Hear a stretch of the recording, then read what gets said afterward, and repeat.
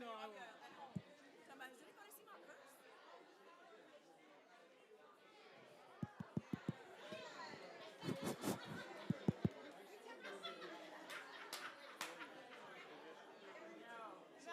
We ain't doing all this today.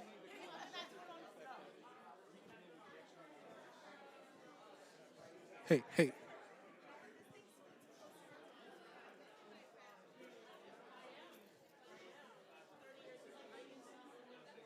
hey, hey. 1, 2.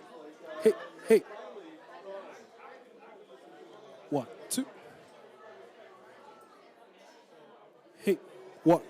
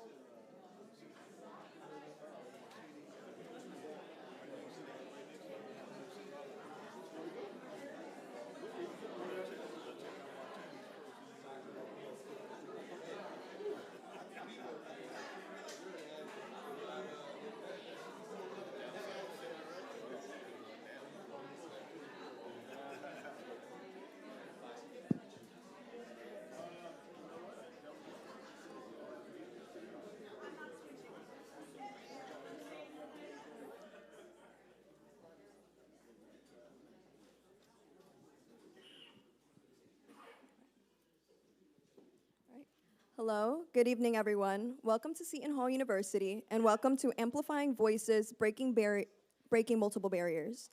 My name is Daniela Miranda Calle. I am a proud graduate of Seton Hall University, the immediate past president of our Criminal Justice Club, and, like many of the students and young professionals in this room tonight, a product of a program that believes leadership is not inherited, that it is cultivated, it is mentored, and it is lifted into existence by people who you see before you see yourself. That is what brings me to this podium tonight. This evening belongs to some of the most consequential women in American criminal justice. But before they speak, I want to take a moment to say, on behalf of every student sitting in this room and every student who came before us, thank you for being here. Thank you for giving your evening to a journey conversation about leadership, mentorship, and the work of lifting others as you climb. That is exactly what brings us together this evening. We are honored by the presence of dignitaries from federal, state, and local law enforcement agencies, our friends from the National Organization of Black Law Enforcement Executives of New Jersey, our partners in the 30 by 30 initiative, our advisory boards, members of Dr. Hickman's family, and of course, our vanguard voice, Dr. Tracy L. Kesey. Please join me in a warm round of applause for our vanguard.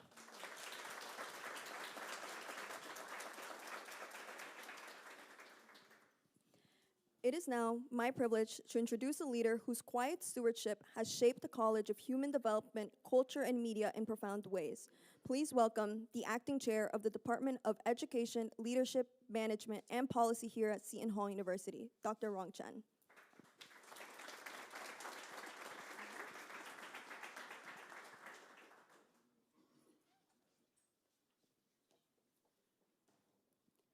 Thank you. Hi, everyone. I'm Ron Chen, professor and acting department chair of the Department of Education, Leadership, Management, and Policy. It's my great pleasure to welcome you to this event, Amplifying Voices, Breaking Multiple Barriers, and a Career Journey conversation with women leaders in criminal justice. Tonight's event is both timely and important. As we know, women remain significantly underrepresented in leadership roles across many fields, including law enforcement, where they comprise fewer than 3% of police chiefs nationwide. At the same time, research continues to show that diverse leadership strengthens organizations, builds community trust, and drives meaningful innovation. We are truly honored to have such an outstanding group of speakers and panelists with us this evening. Your experience, insights, and commitments to service will inspire all of us. Your journey reflect not only personal achievement, but also the broader impact of breaking barriers and creating pathways for others. This event aligns closely with what we value as a department: leadership, equity, and engagement with the communities we serve. We hope tonight's conversation sparks new ideas, meaningful connections, and inspiration for our students, faculty, administrators, and current and future leaders in law enforcement. I would like to especially thank Dr. Tracy L. Casey for joining us as our distinguished keynote speaker, and extend my appreciation to Dr. Keyshawn Hickman and everyone who helped make this event possible. I look forward to the conversations ahead. Welcome again, and enjoy the event. Thank you.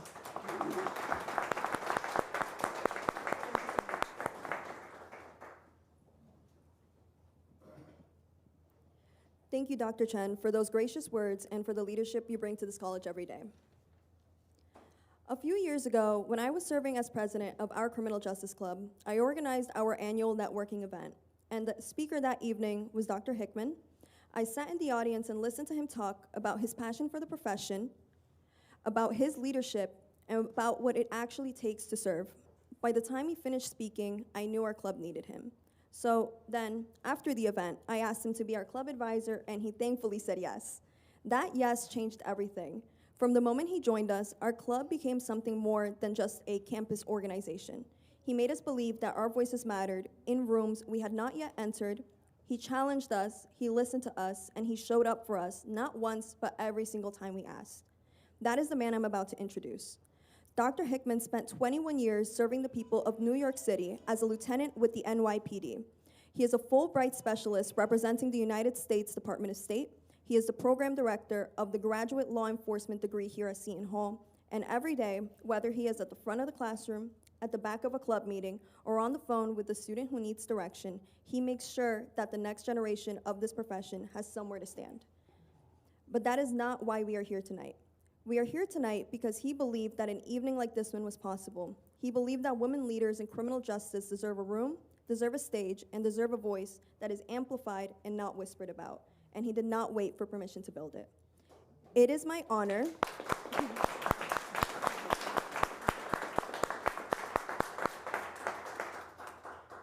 It is my honor and one of my great privileges of my young career to introduce my mentor, my friend, and the director of the LEO program, Dr. Keyshawn C. Hickman, Sr.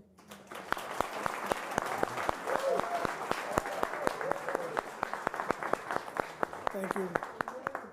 Thank you all. Good evening, and thank you all for being here. One of the reasons that I wanted to organize this, and in addition to what Daniela did not underscore enough, is that the women in my life have changed my life. And I want to acknowledge first the first woman that I've ever met, my mother. My mother. And so she's here.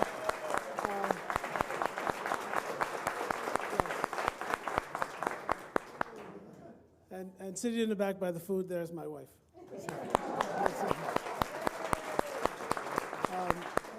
But to every person here that traveled and rearranged their day and rearranged their schedule, understand that really this is one of the most critical times in American policing today. And the women leaders that I encountered over the course of 21 years have been nothing short of incredible. And when I look at this panel, I can definitively say, unequivocally, there is no better leader that I worked for in the NYPD than Chief Kim Royster. Yes.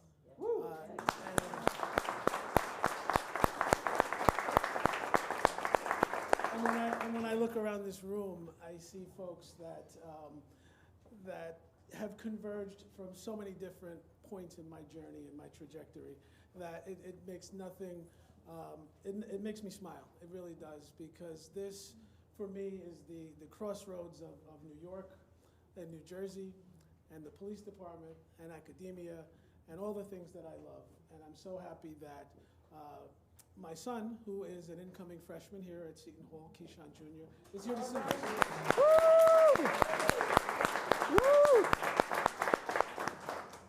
So my thank yous are endless, starting with Giles Shipp, who is the commissioner of the Training Commission, as well as a 40-year law enforcement leader. From him leading the Noble organization here in New Jersey and welcoming me into his space as a guest has been nothing short of incredible. Randy Clemens, Dr. Clemens, our associate dean, is here and always a supporter of law enforcement. He comes from a military family. He loves this program just as much as I do, and invests every single tireless moment amid all the other things that he does I feel like I'm the only program that is in this college, and there's so many wonderful things going on. I thank you, Randy. Dr. Chen, thank you always for your support. This started out as a conversation and an email, and look at what's come from this. Right? And I look back again at my journey, and I see just so many different aspects of it. And when I was a student, not too much older, actually, no, I was younger than you, right? I was a senior in college. I went to my guidance counselor, with the career counselor, and I said, I want a job. I want to be a teacher. And she says, you want to be a teacher? She said, I know a guy who works at Rice High School, and his name is Ed Marrero, right? And Ed Marrero is a religion teacher and a communications director for Rice High School, which is a historic high school and landmark in Harlem. And so I went there at age 21, and I met Ed Marrero, right? And we've been friends. He interviewed me. He helped me with my first year of teaching, and we're still friends to this day. And Ed, please stand, because I started. So Ed is now the Director of Operations for Governor Hochul's Office of Governor of New York, Hochul's Office of Health, mental health and wellness and all the things that he does. None of this is surprising to me. None of this. Yes. This goes back years. Yes, no, absolutely. And I've been getting advice from a lot of you. And I want to acknowledge some folks from the advisory board. So members of the advisory board, please stand and get accepted rounds of applause here. Awesome. Thank you. Awesome. Awesome. Right. Awesome. So Dr. Jill Fermetta, Police Sergeant, newly promoted Sergeant Anthony Dolan. Welcome. Maplewood Police Department. One of my very first bosses, Lieutenant Thomas Finlayson. There he is. Nice. Director of Operations for the Botanical Gardens of New York, Mr. Michael Sylvester. Retired Detective, first grade, Earl Hamilton, New York City Police Department. Director of the South Orange and Maplewood Public Schools Safety is Mr. Paul Morgan. The benefactor of the Stephen and Beverly Hopte Scholarship, Dr. Stephen Hopte.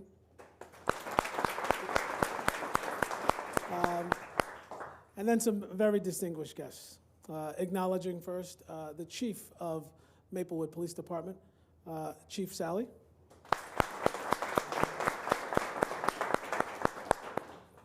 The former Director of Criminology and Criminal Justice at the prestigious Mecca, Howard University.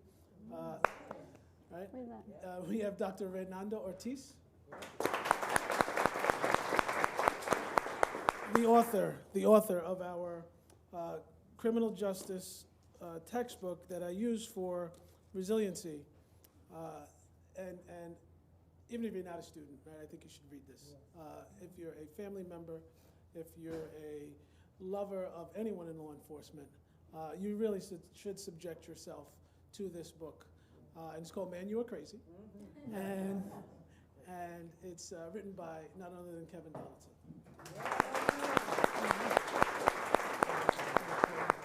President of Noble, New Jersey, Giles Shipp. And the Superintendent of the New Jersey State Police. Thank you. Please stand. Thank you, Colonel. Colonel Higginbotham. And as I look out in the room, there's so many people that have touched my life, and I'm very thankful you all support me. Friends, family, Chief Larry Suffren from the Inglewood Police Department is here. Mr. Randall Ennis and his family. Randall is the owner, solo practitioner of the Randall Ennis Law Firm. He was the Director of Global Security for the National Basketball Association and a retired senior investigator in the New York State Police. Chief Morris, please stand. Chief Morris is the chief of the Newark Police Department, and thank you and welcome. Jerome Ennis, please stand, Deputy Superintendent, New York State Corrections, and final member of our advisory board, Captain Damon Brooks, New York City Police Department. And last but not least, our Director of Development is here with us. Thank you for being here, Dr. Zane Massey.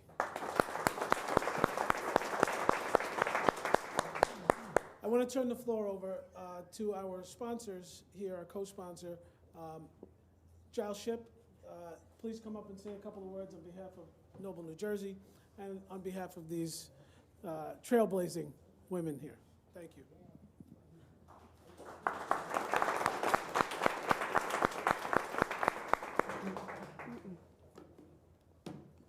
Thank you, Dr. Hickman, for including Noble in this important discussion, and also including our dynamic women leaders from Noble to be a part of this program. We appreciate that, and we want to continue the partnership as well. I just wanted to also say, I know many people have heard the word Noble, but some may not know exactly what it stands for. Noble is an acronym for the National Organization of Black Law Enforcement Executives. We were formed in 1976. Back during that time, if you remember, there was a turbulent time through the 60s that led into the early 70s, and DOJ was at wit's end. In a lot of your urban centers, there was problems with policing and community partnerships. So the Police Foundation, the Joint Center for Political Studies, and the Law Enforcement Assistance Administration, which is now known as BJA, had a 3-day symposium down in Alexandria, Virginia. And they said, they invited 50 chiefs in from around the United States. And actually one of them were from Newark, New Jersey, Hubert Williams. And they invited them in and they said, look, you guys are the professionals, what should we do? So they had a 3-day symposium and they worked on providing solutions for law enforcement problems.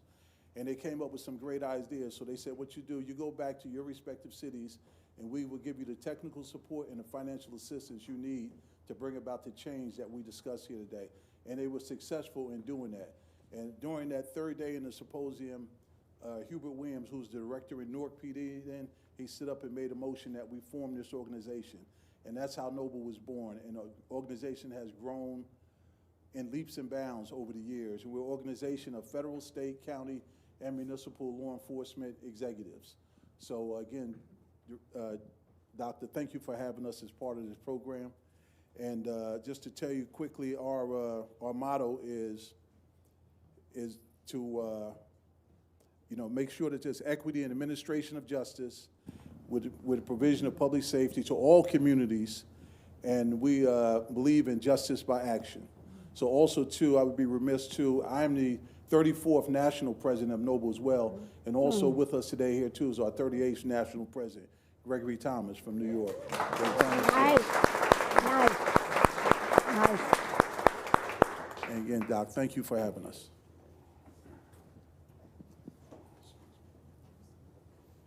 You beat me to the punch. I didn't want to take the mic away from my mouth without acknowledging Greg. Thank you for being here, and thank you for all you do. And so I'm going to bring up Daniela to introduce I'm sorry, no, I'm bringing up, not yet? Okay. Daniela, here we go. Bill Chavella, thank you for coming, University of St. Elizabeth, and thank you, Inspector. Bill. Thank you, Inspector, for being here.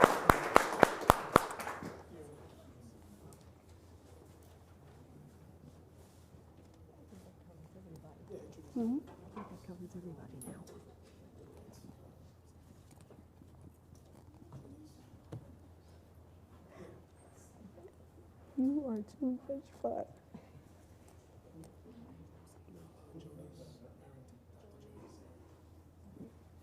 I'm bringing up to the podium Dr. Joannaise Arrington.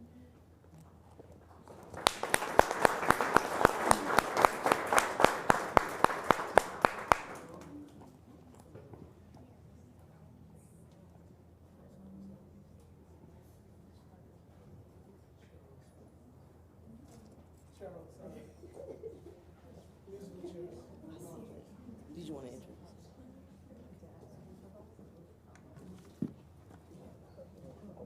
Good evening, everyone. Good evening. Hey. I'm Lieutenant Cheryl Smith. I'm with the New Jersey Attorney General's Office, 25 years, and it's an honor to be here and in the presence of all of these ladies. So I wanted to start by asking you something.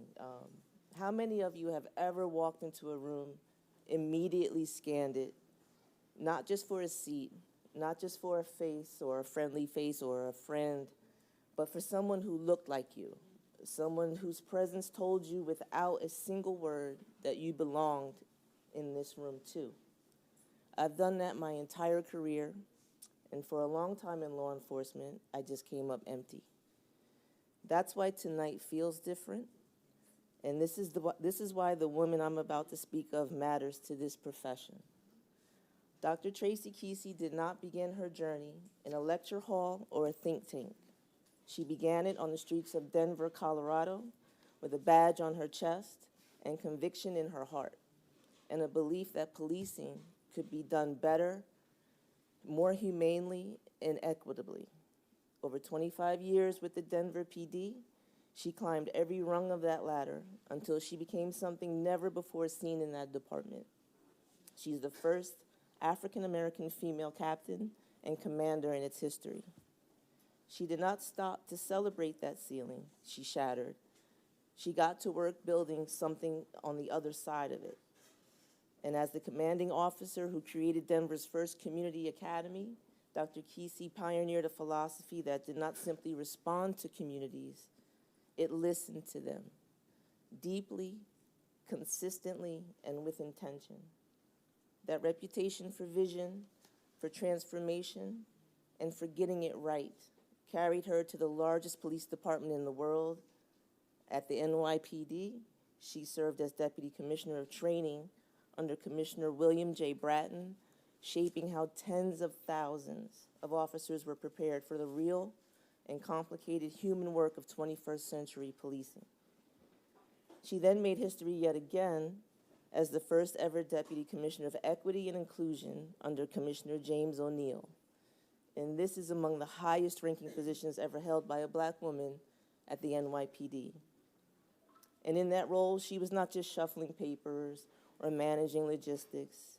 She was doing the hard and unglamorous work and the absolutely essential work of transforming an organizational culture from the inside out. And I'll say that again for the people in the back. She transformed culture from the inside out.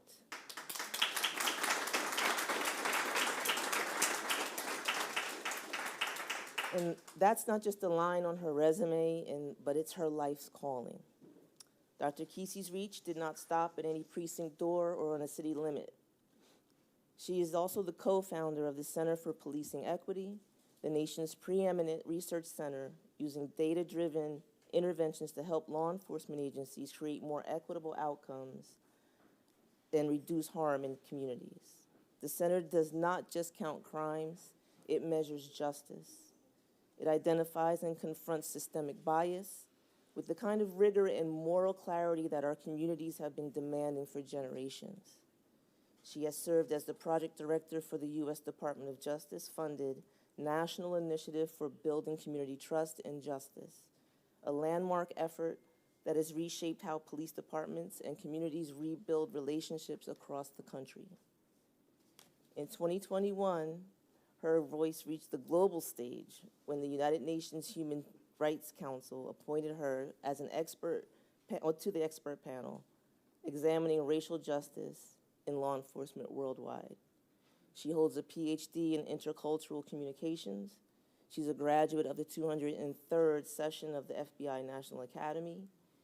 And today she's an associate professor at the University of Virginia. She's pouring a lifetime of experience into the next generation of scholars and practitioners. Those credentials are extraordinary, genuinely extraordinary. But I need to tell you something else, and something that lives a little bit closer to the bone for me and for all of us in this room who care about what mentorship actually looks like in practice.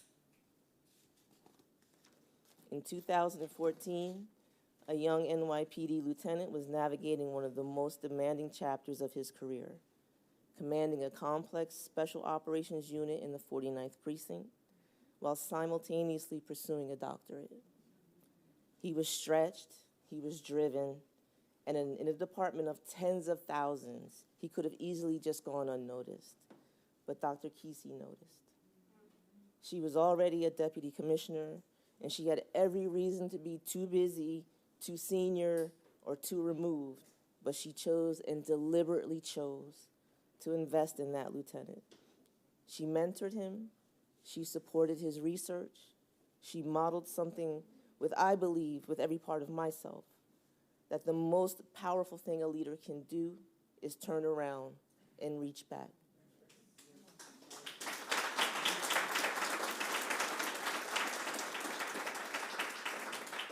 And that lieutenant is Dr. Keyshawn Hickman.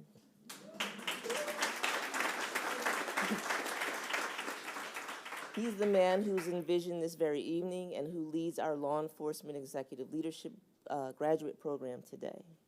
So when you hear the words Vanguard Voice, understand that it's just not abstract. These are personal words, they are proven, and they are standing in this room today.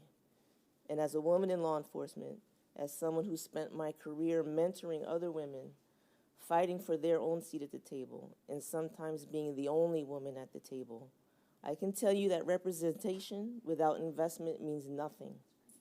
A broken ceiling that no one helps you climb through is just glass on the floor. Dr. Kesey does not leave glass on the floor. She clears a path, she extends a hand, and she does it because she understands, as I do, as many women in this profession knew, that our success is never meant to be just our own. Ladies and gentlemen, distinguished guests, faculty and students, please welcome the co-founder of the Center for Policing Equity, the first African-American female commander in the history of the Denver Police Department, a former NYPD deputy commissioner, a United Nations appointee, a scholar, a mentor, and the author of the forthcoming book, Just Breathe. Tonight, she is our Vanguard voice. Please join me in welcoming Dr. Tracy L. Kesey.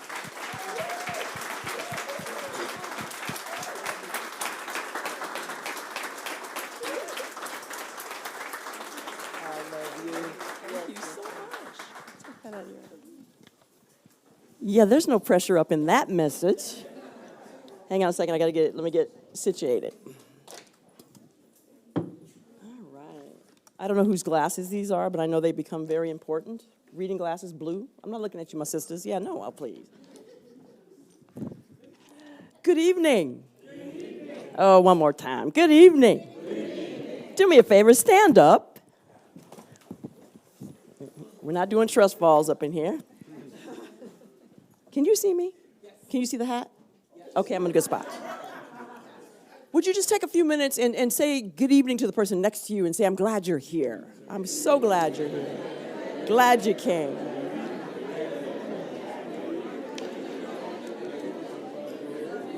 Yes, yes. Thank you. Thank you. Have a seat. Have a seat. Thank you so much. Have a seat. Thank you. Thank you. Thank you. Thank you. For those of you who are not from the church, but of the church, you recognize what that was. It's still going, hey, hey, hey, hey, hey, hey, hey. in the back. It's always him. Always him. But good evening, and Cheryl, oh my God. My mother would be so proud to hear what you just said. I was so tired when I was hearing you talk. But thank you, Mother. It's beautiful, beautiful. Good evening. For those of you who are joining us virtually, you're missing a party down up in here, but we'll try to bring it to you. And thank you, of course, to Dr. Keyshawn Hickman. Every time I say that, I smile. It's a wonderful thing. To my queens here, to the Queen Mother back there, for always being present when things are going on. And my sister here, we just travel around with one another and we do that work. Guests, friends, family, NYPD, all of it, all of it. Thank you for coming, because you did not have to be here. So I do appreciate you. And I have some limited time. They knew that if Tracy got up here, we got to put guardrails on Tracy. So they didn't give me a walk around. You know better than that, right? They said, stay there. And so I'm going to do that. I want to start with a moment, not a title, not necessarily what I would consider to be a statistic, but for most of us who were in uniform and continue to be in uniform, I want to start with an early moment memory that sort of defines what I talk about when we say Vanguard. So like most people, I started off in uniform, and I started off at Denver PD, and I went on a call.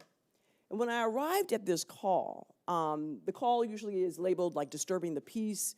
That means that somebody's arguing or something is going on. And for me and for most of us, we would think that's just routine, right? So we get these calls all the time. Neighbors are arguing, neighbors are fighting.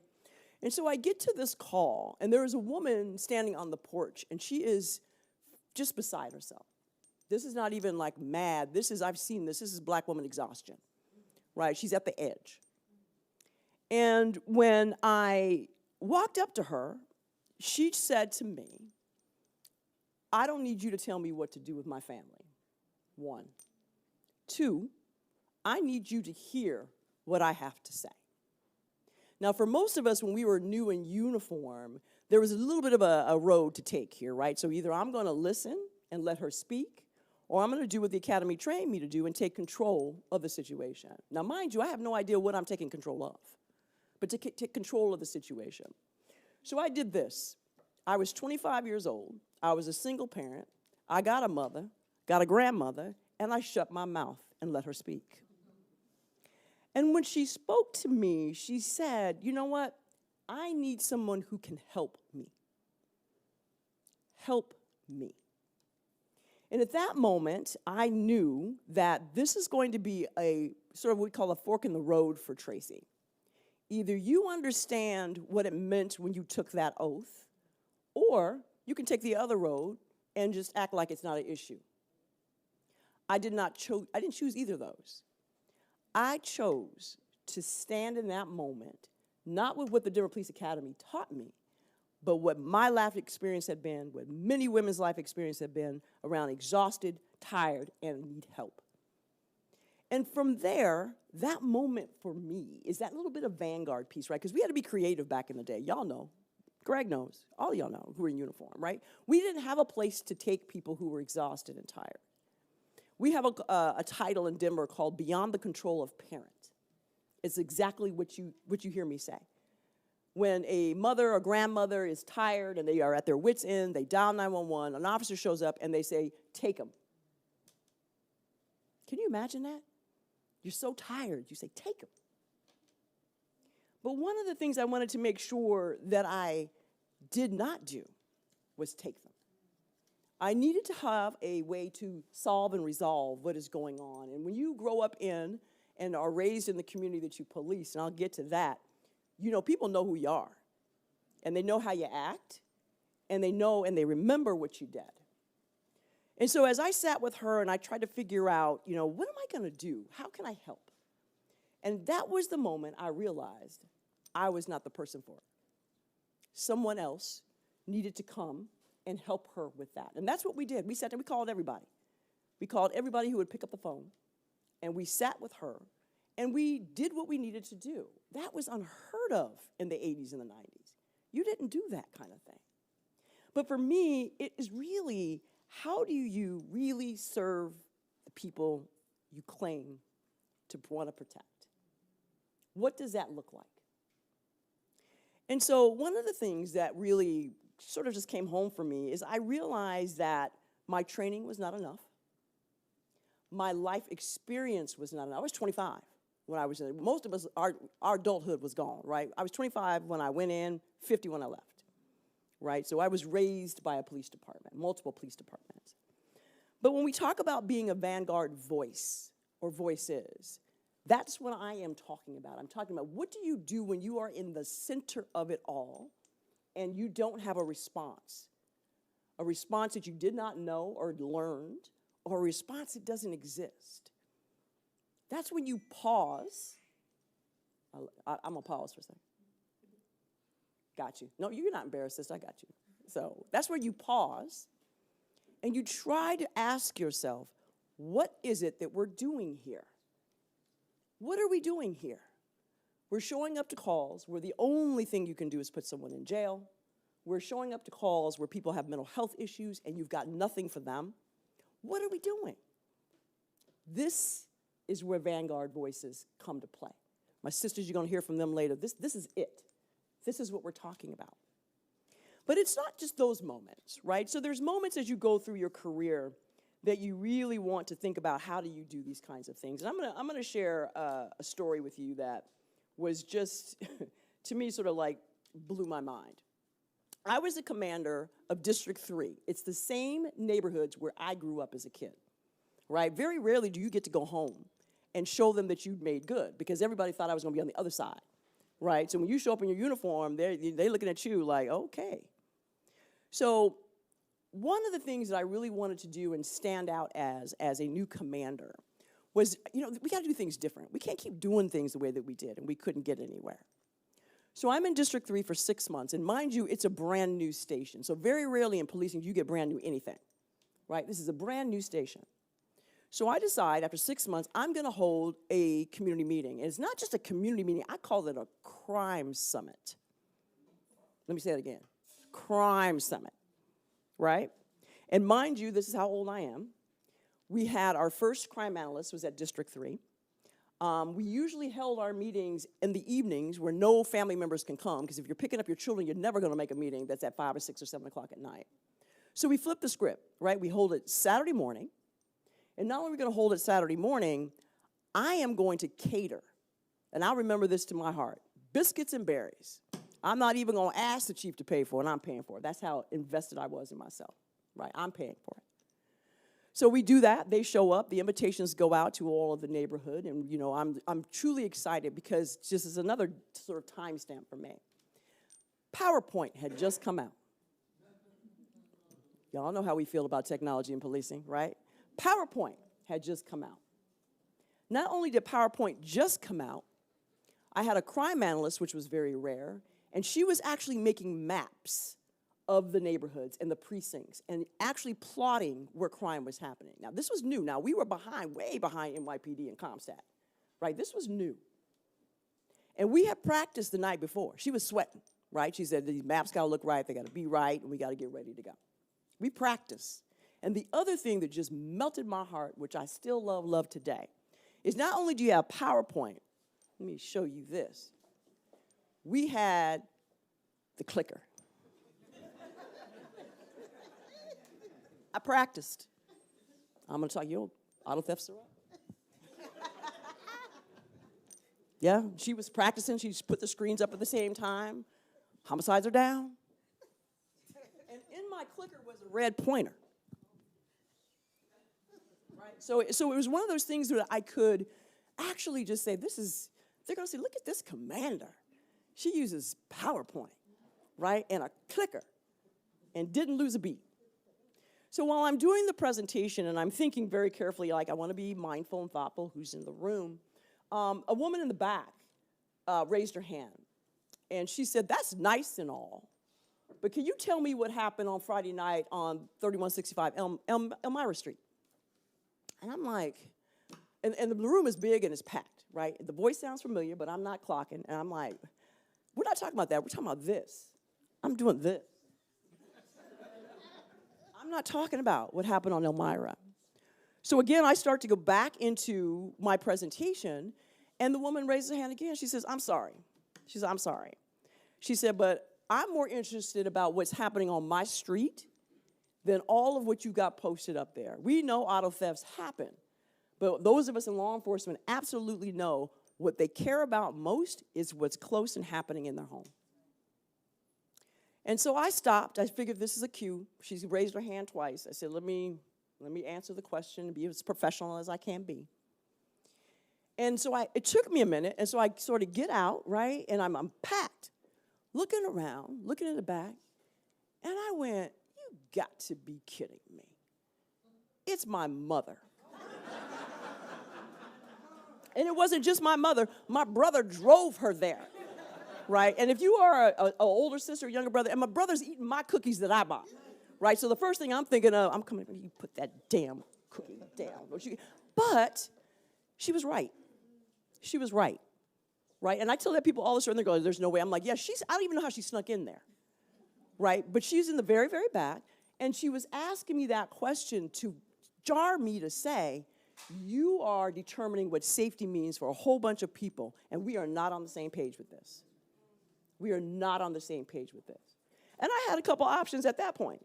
I could have challenged my mom. I could have said, you don't know what you're talking about, right? I got stabbed. You know how that was. I wasn't going home that night. 100%. But what she did was, as mothers do, pause you and say, think. Think about what you're saying. Think about what you're trying to do, and is it meeting the needs of the people that you will have sworn to serve? And so I paused, and I took that minute, and I said, you know what? You're right. Let me, with tears in my eyes, pull down this PowerPoint and have a conversation with my community and ask them, what are you seeing, what are you hearing, and what should I be focused on? That's a vanguard moment, when you stop and know for you to continue down a road that is not serving anybody, to stop. Stop. We convince ourselves to do some incredible things, but the thing that we struggle with the most is listening. Listening to our community. And so with that, it might have taken my mom, but I stopped, and I listened. My next moment happened to be when I met my new NYPD family. And I sat down, and in the leadership meetings, we're having conversations about crime. And I'm thinking to myself, first of all, New York is 100 times larger than Denver actually is, with very diverse boroughs, very diverse lived experiences. And I'm looking at the core people in the room trying to understand, how do you even know that this is an issue for them? Better yet, who's missing from the table? And that, when I say missing from the table, it's not just community, I'm talking about in the organization. I have more street cops who can tell me what is happening on that corner than any precinct commander ever could. That's why you're laughing, ever could. Right? If you go to a precinct cop and ask them what happened on this day and this night, they will tell you, oh, it went left, right? And whatever that means to all of you, but it went left. But what we cannot do is put ourselves in the middle of something where we do not belong. The community has to be, not just at the table, and I tell this to my students, what we're doing requires a shift in power. And I got folks who don't want the shift, but yet you still want to keep doing the same thing and then claiming that everything is good. What we're asking for is a shift in power. That is a vanguard voice, when you shift in power. So the other part that was really important to me, though, was about culture, right? We talk about policing culture, we talk about what's going on, and I always say this, that for the young leader who was trying to balance that school and everything else, and then talking about, I don't know if I can make it, right? We've all heard that, and what we say now with all the PhDs in the room, oh, you're gonna make it. You're gonna make it, right? Because you don't have to worry about your mama, we got you before she got to you, so you're gonna make it. But what the reality is, how do you make sure that you are cultivating a culture where they don't center themselves, they center community, they use data, and they use voice to move forward? And for a lot of people, this is new. This is absolutely new. But what we do know is that data matters. Right? Data absolutely matters. And all my data nerds are going like, yes, data matters, right? It absolutely matters. But my thing was, it's not just data. Data for data's sake gets you nowhere. If you don't use it, if you don't sit with it, if you don't figure out what the underlying causes are, then you have contributed nothing. You might have held on to your job for another 6 months or a year, but you've contributed nothing. But I also think what's really important is that you also have to think about, when do you use your voice? And right now, you'll be hoarse currently in the current state that we're in, right? So when do you use your voice? And I think what's important to me is when we talk about vanguard voice, for me, it means you have people who have integrity, who understand community, who understand transformation, but more importantly, adhere to accountability. We have to be accountable. And if we are not accountable, then what are we doing? But I think probably one of the most important thing for me when we talk about, voice is silence. Silence is an answer.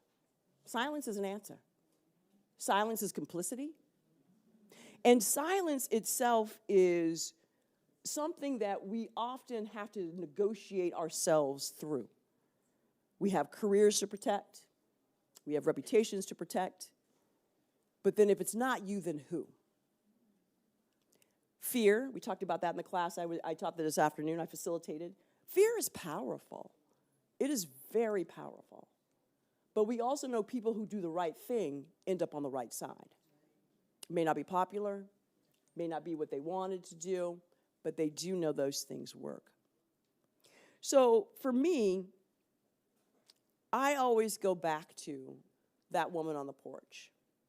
It is something that has stuck with me, and even after retirement, it still does. It grounds me in what I do, what I don't do, how I approach somebody, how I talk to somebody, how sometimes I don't need to say anything. Sometimes people just want to be quiet with someone together, right? They just want you to sit there and let whatever is going to happen, happen. But I do know that I take all of the moments that I learned when I was in patrol, and I carry them with you. And some of them were not good ones, but they were learning ones. And I carry them with me, and I think about them probably every couple of months or so. If something happens on TV that jars that, I'll sit and think and say, God, I remember when we used to do things like that. Thank God we've changed, and hopefully things have gotten better and more progressive.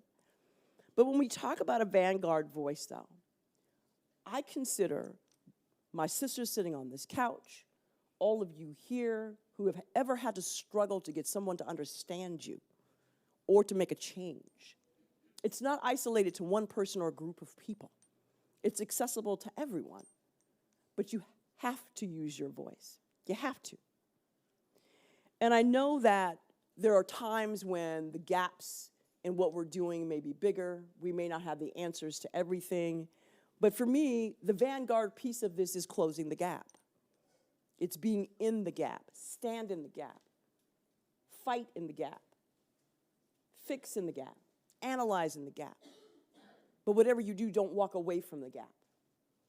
And I think it's important too, and I'll leave you with this, that for me, this is not a question of whether or not you have voice or not. And for me, it is, what do you do with your voice? That's the number one thing for me. I don't doubt you have it, but what do you do with your voice? And will you use your voice to maintain the status quo because it's comfortable for you? May not be comfortable for somebody else?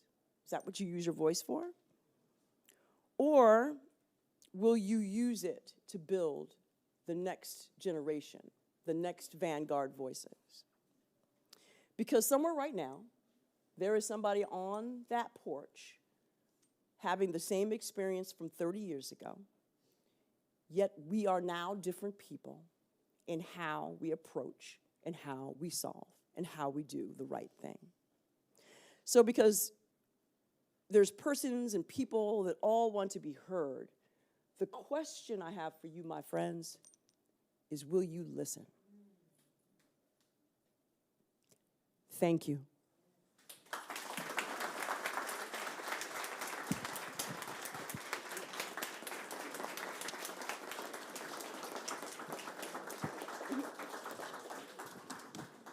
I'll get out of your way, but I didn't want to go off.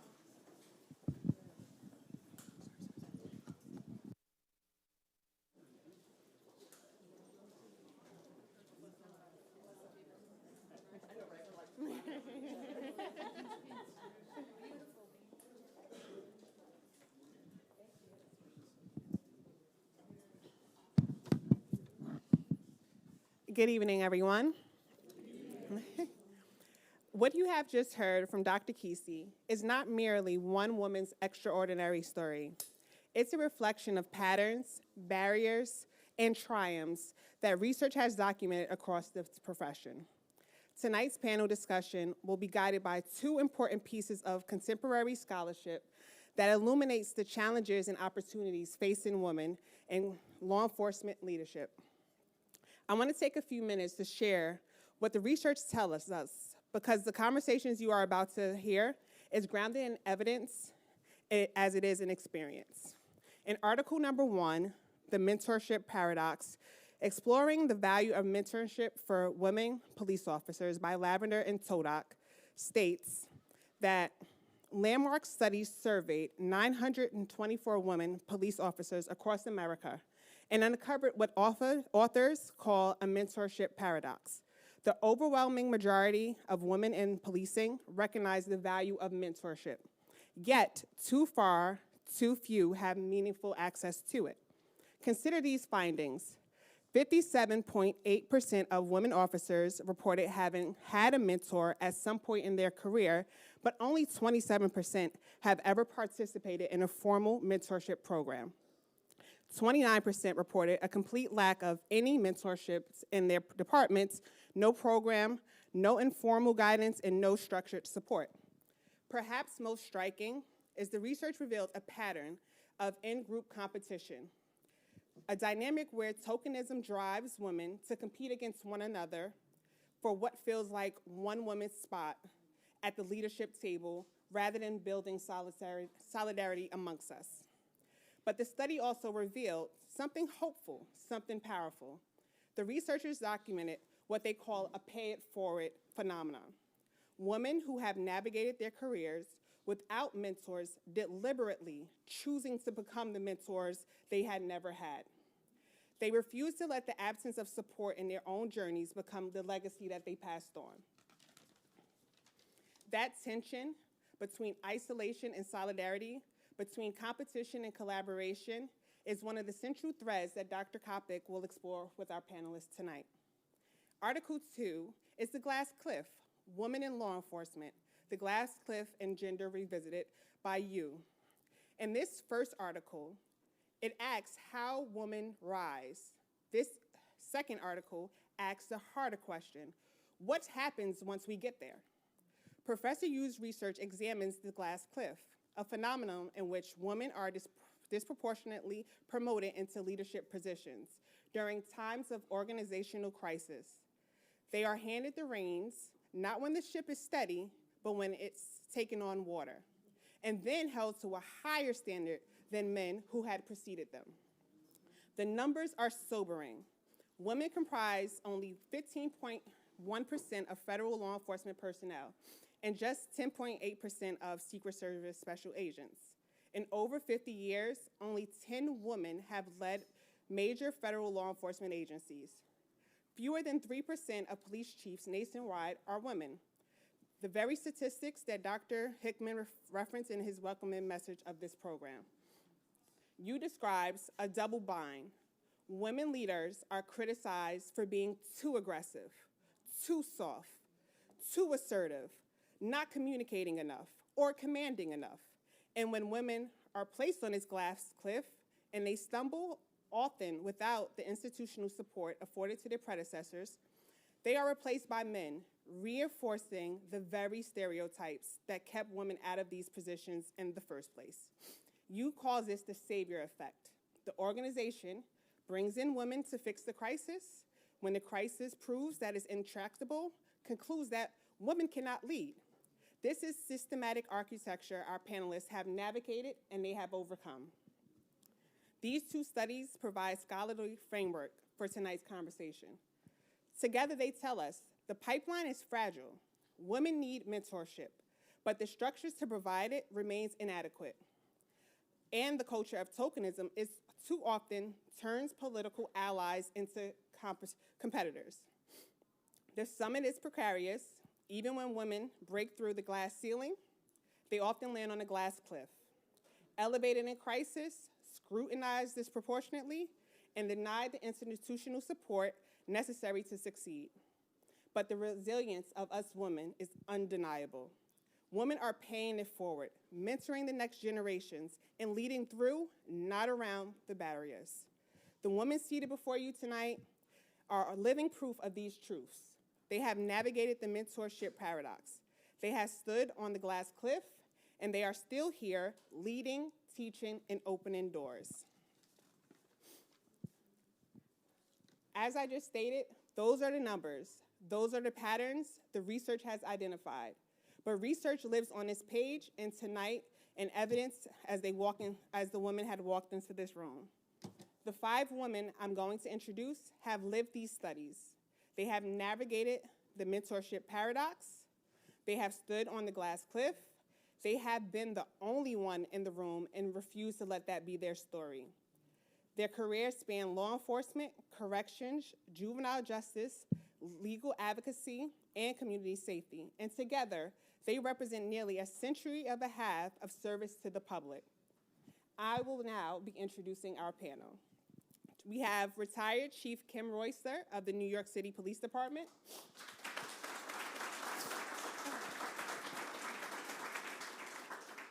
In 1985, January, a young woman walked into New York City Police Department, not as a sworn officer, but as a public administrative aide. From that entry point, Kim Y. Royster began nearly 40 years ascent through the largest police department in America. She rose through every level of the NYPD. In 2013, she became one of the first Black women to achieve the rank of Assistant Chief, a milestone in the department of nearly 36,000 officers. She went on to serve as Chief of Transportation Bureau, one of NYPD's most complex and high-profile commands. But Chief Royster did not just climb the ranks, she reimagined them. As a commanding officer of the Candidate Assessment Divisions, she completely transformed the NYPD's hiring infrastructure. She created the It's You We Want, a recruitment campaign, a revolutionary shift in messaging that moved away from paramilitary toughness and toward heart, mind, and commitment to service. Under her leadership, the department received over 10,000 applications within days of announcing the new exam. She also pioneered new ways to connect the department with the public, hosting the NYPD's Color of the Day podcast, bridging the gap between the badge and the community it served. Chief Royster retired in September of 2023 after a career that didn't just break barriers, it bulldozed them and built highways where walls once stood. Please welcome Chief Royster.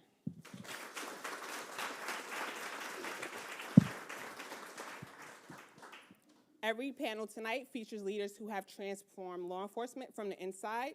We have Kara Parajami, who transforms the justice system from a different vantage point, the courtroom. A Seton Hall University School of Law alumna, Kara is a solo practitioner and a litigator who has appeared in court across 15 New Jersey counties, arguing cases in nearly every division of the Superior Court, the Tax Court, and the Appellate Division. She is a licensed to practice in New Jersey, New York, and the U.S. District Court of New Jersey. But her impact extends far beyond the courtroom. Kara is the founder of the Morris County Democratic LGBTQA+ Caucus and has developed the Continuing Legal Education Program for the New Jersey State Bar Association on cultural competency, generational gaps in the legal profession, and gender identity. Work that challenges the legal profession itself to evolve. She has been recognized as a Super Lawyers Rising Star from 2020 through 2023 and named to Insider's New Jersey Out 100 LGBTQ Power List for 4 consecutive years. At Seton Hall, she has served as an adjunct professor at the School of Law, teaching persuasion and advocacy and gender in the law. And has been a guest speaker for the LEE program's virtual speaker series, delivering a comprehensive presentation on understanding cyberbullying laws, protecting, prevention, and accountability. Addressing New Jersey's anti-bullying Bill of Rights and cases of the Mallory Grossman and Adriana Kutch. Kara's work lives in the intersection of law and social justice, navigating multiple identities within systems that were not originally built for everyone. Tonight, she brings that lens to our conversation about breaking barriers. Please welcome Kara A. Parajami.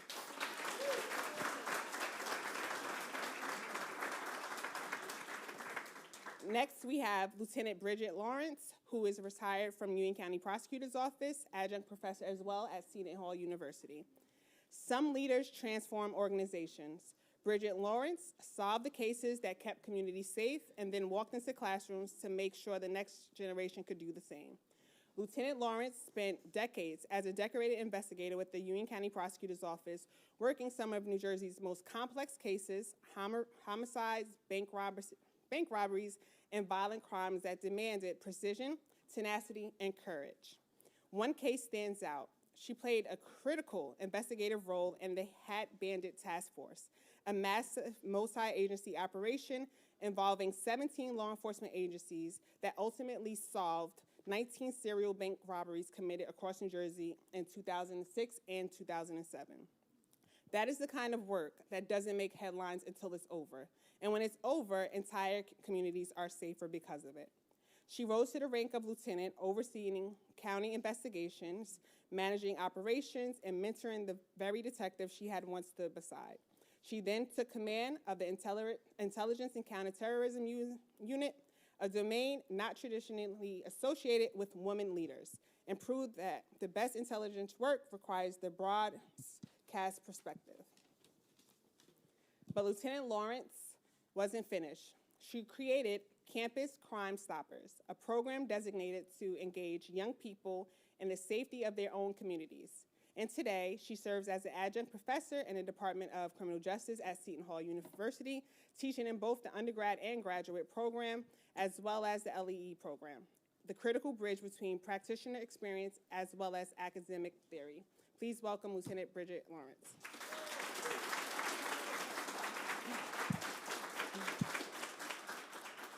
Next, we have Janine Gray, who is a former Deputy Commissioner of Juvenile Operations, New York City Department of Probation.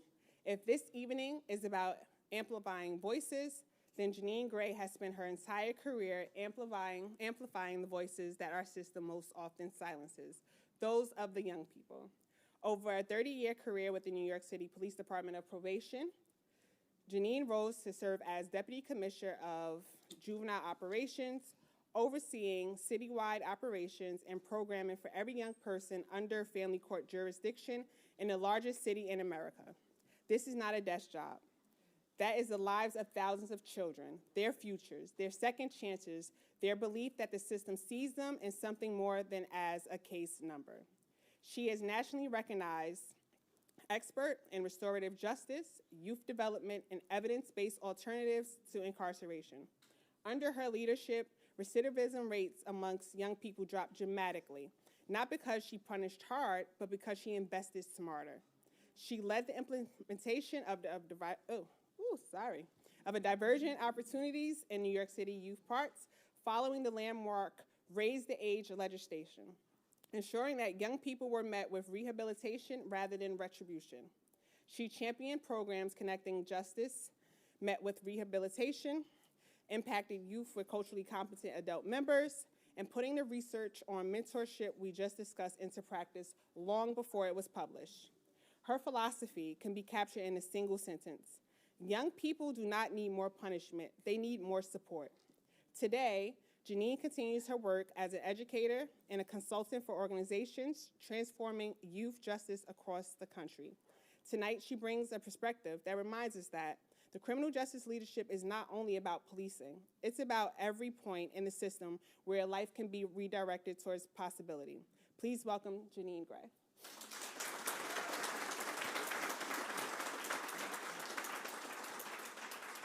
Okay, last but not least, Deputy Chief Naima Malloy. She's Maplewood Police Department Deputy Chief and a Seton Hall University alumna. A woman whose stories carry special resonance in this room. Naima Malloy grew up in Essex County. She began her career in 2002 with the Irvington Police Department before joining the Maplewood Police Department in 2006. Over the next 2 decades, she served in patrol, the Detective Bureau, youth aid, and as a community liaison. Every assignment deepening her understanding that effective policing begins with genuine relationships. In 2017, she earned her master's degree right here at Seton Hall University, making her one of us. In 2019, she became the first Black woman promoted to the rank of captain in Maplewood Police Department. And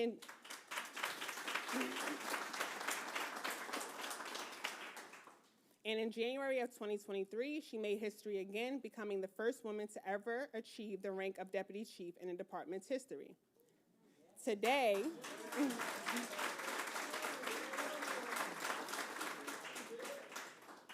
as deputy chief, she serves as the operations CEO, overseeing detectives, patrol, traffic, and youth services.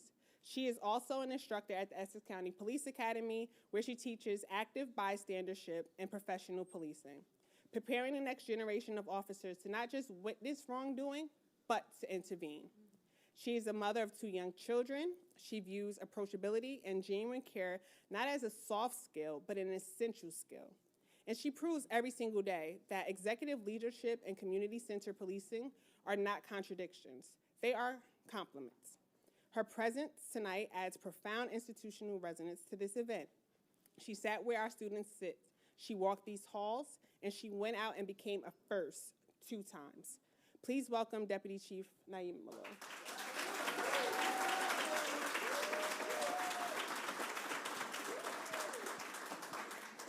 As I stand here tonight, a sergeant at the Bergen County Prosecutor's Office assigned to Internal Affairs, I'm amongst 5 women, 5 extraordinary journeys: law enforcement, juvenile justice, community safety, counterterrorism, corrections, recruitment, restorative justice, active bystandership, campus safety.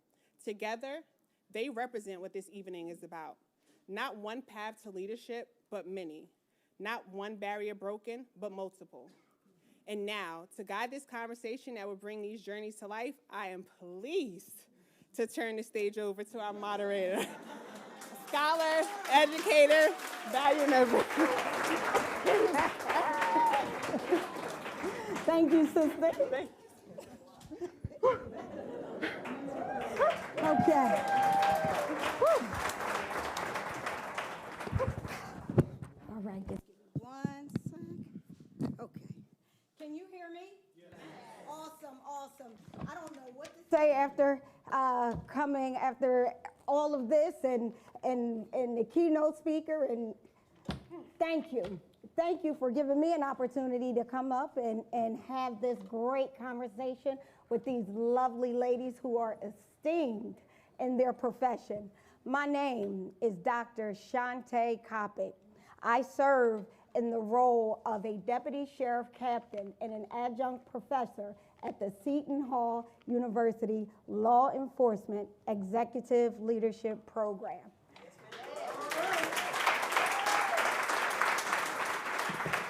So I've seen, oh, it's good to see some of these people in here today. I've seen firsthand how the evolution of leadership looks in our profession based on the roles that I've had to fill. But tonight, my goal is to translate this lived experience into actionable lessons that you can benefit from. So I do need your help. I do. I need you to consider jotting down some notes from these trailblazers. I also need you to consider asking some questions, but I ask you to hold them to the end.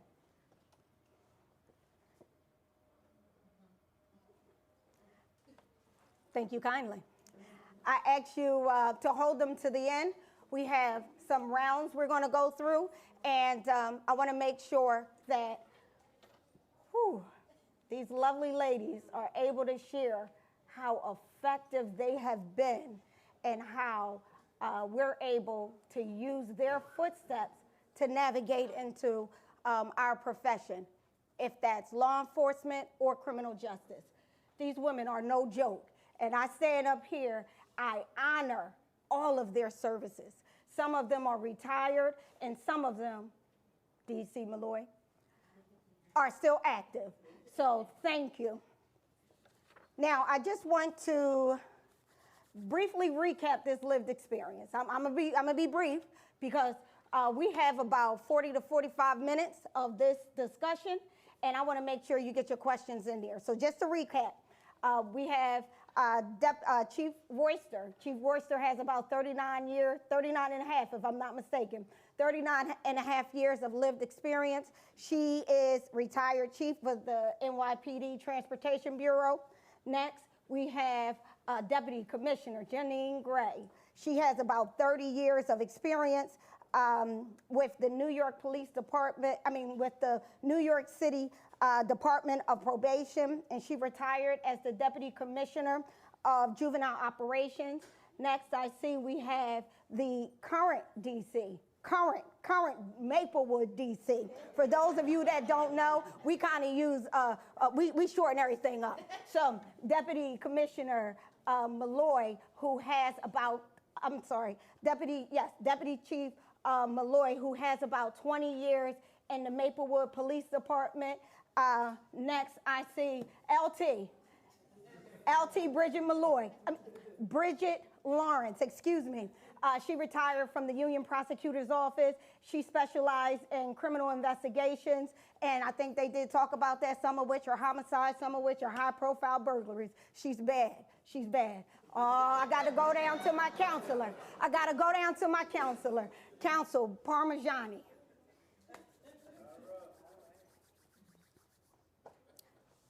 Counsel Parmigiani, she's no joke. This young lady has her own firm, and she specializes in criminal and family law. Thank you. She also is a community advocate. So y'all did hear a little bit about that, and she has years of experience. She's with Seton Hall Law Department as a professor. Am I right about that? Either way, she's in this law department right over here. All right. So, did I cover the lived experience? Did we prove that there's some lived experience in here tonight? Okay, so we proved that. Now let's get this thing going, because we're gonna have some great conversations. This is ladies talking. This is ladies sharing some good nuggets. So let's go on into round one. Round one, the catalyst moment. This question is open for anyone on this panel.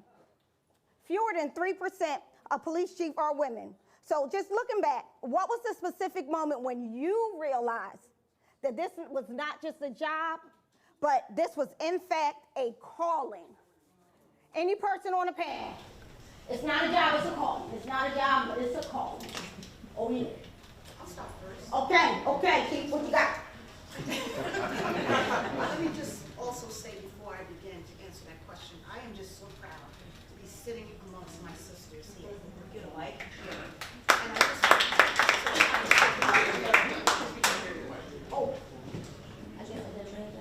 no, that's okay, because the ladies didn't want the mic. That's why we left it up there. So as I said, I am so proud to be sitting on the couch with my sisters here today. And you've done a wonderful job of giving the report of what we've done and what we continue to do.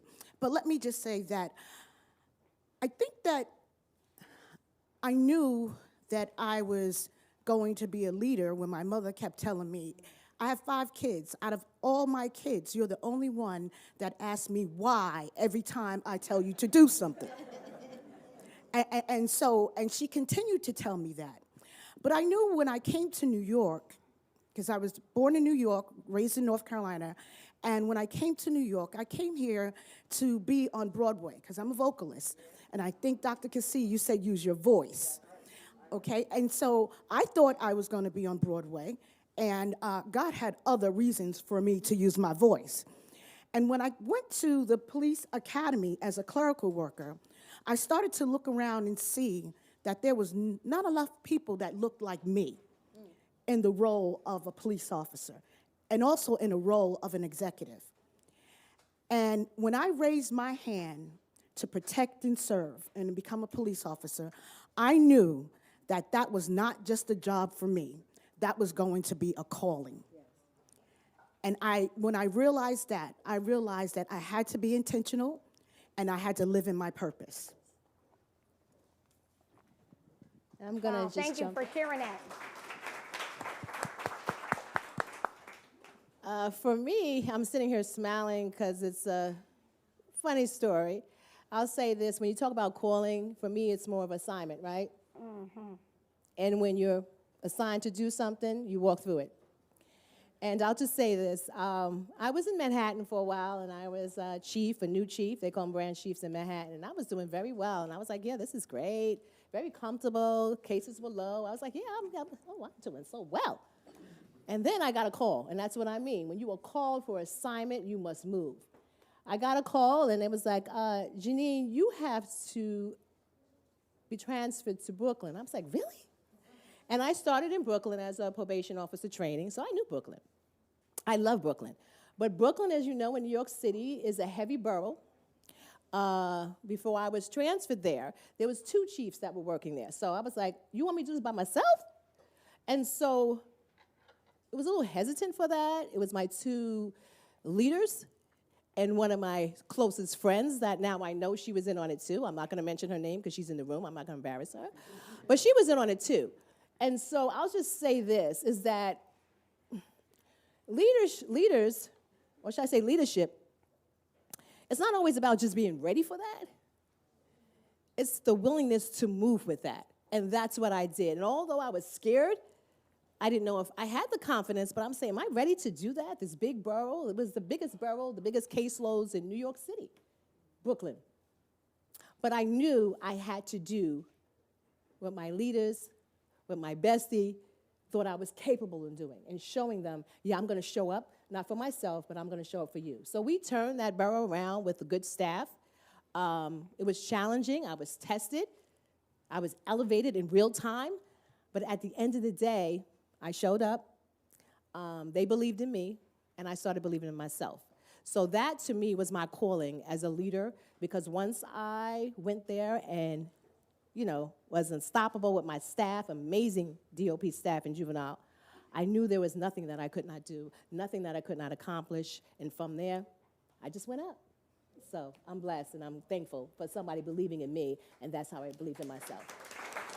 So I want to just really quickly, I just want to navigate into the early navigations. I want to move into asking Chief Royster as well as DC Malloy. As far as the early navigation, you entered, for Chief Royster, you entered the NYPD nearly about 4 decades ago, and Deputy Chief Malloy, DC Malloy, you became the first woman to hold the rank. Now, when you first walked into those rooms where no one looked like you, and you built that confidence, you walked that walk, you came up with those strategies and those plans, how did you keep that confidence when you had pushback? So is that all right to shift right into gears with that? Because we want to get into how you do this. I would say for me, part of it is I started being comfortable being uncomfortable. Oh. So I had to allow myself to sit in spaces that I purely was not comfortable in, I was not welcomed in. They were, not that they didn't want to receive me, but they were not used to someone that looks like me, that behaves like me. You get left out of a lot of conversations when you don't know anything about sports, you don't play golf. There's a lot of conversations you get left out of, so you sit quietly in the corner. But I had to start becoming comfortable with that, so I would bring a book or whatever I was doing and say, I'm going to go and I'm just going to sit. I'm going to sit and I'm going to be there, and I'm going to be a voice, and I'm going to be present, and I'm going to be active. And that's really like what the shift became for me. And then my mom always said, you got to let your haters be your motivators. That's right. So the less people want you there, the more they know they're going to be there. So for me, it was like just keep showing up and keep showing up until they get used to you, and then eventually they will. I love that. Thank you, DC Malloy. All right, Chief Royster. So I'm not really good at being quiet. I use my inner voice a lot, but I read the room. And one of the things that I noticed when I would be at that round table is that I would mention something and it would be ignored. And then when you got around the table, John, however, would mention the same thing that I mentioned, and it would be applauded. Yeah, that's a great thing to do. And so I got really crafty into knowing that that was going to be done. And so I chose my words, and I would say, John, yeah, we're looking at the same thing, okay? Now, realizing that I already said it, and they're just going to agree with him because they don't want to take my opinion, I started agreeing with John. But I started saying, we're thinking on the same thing, okay? And so that's how I would deal with that. I think every position that I was ever assigned to was always an assignment where something was not working. And so let's put Kim there. Okay. They didn't want to do that much after they found out that, like you said, you show up and you make it happen, okay? And so it happens all the time. It's just not sometimes. It happens all the time. And you have to realize that it's not you, it is them. It is their weakness. And you have to learn how to deal with it. Wow, that's interesting. Thank you for sharing it. We're going to pivot right into the next question, a different entry point.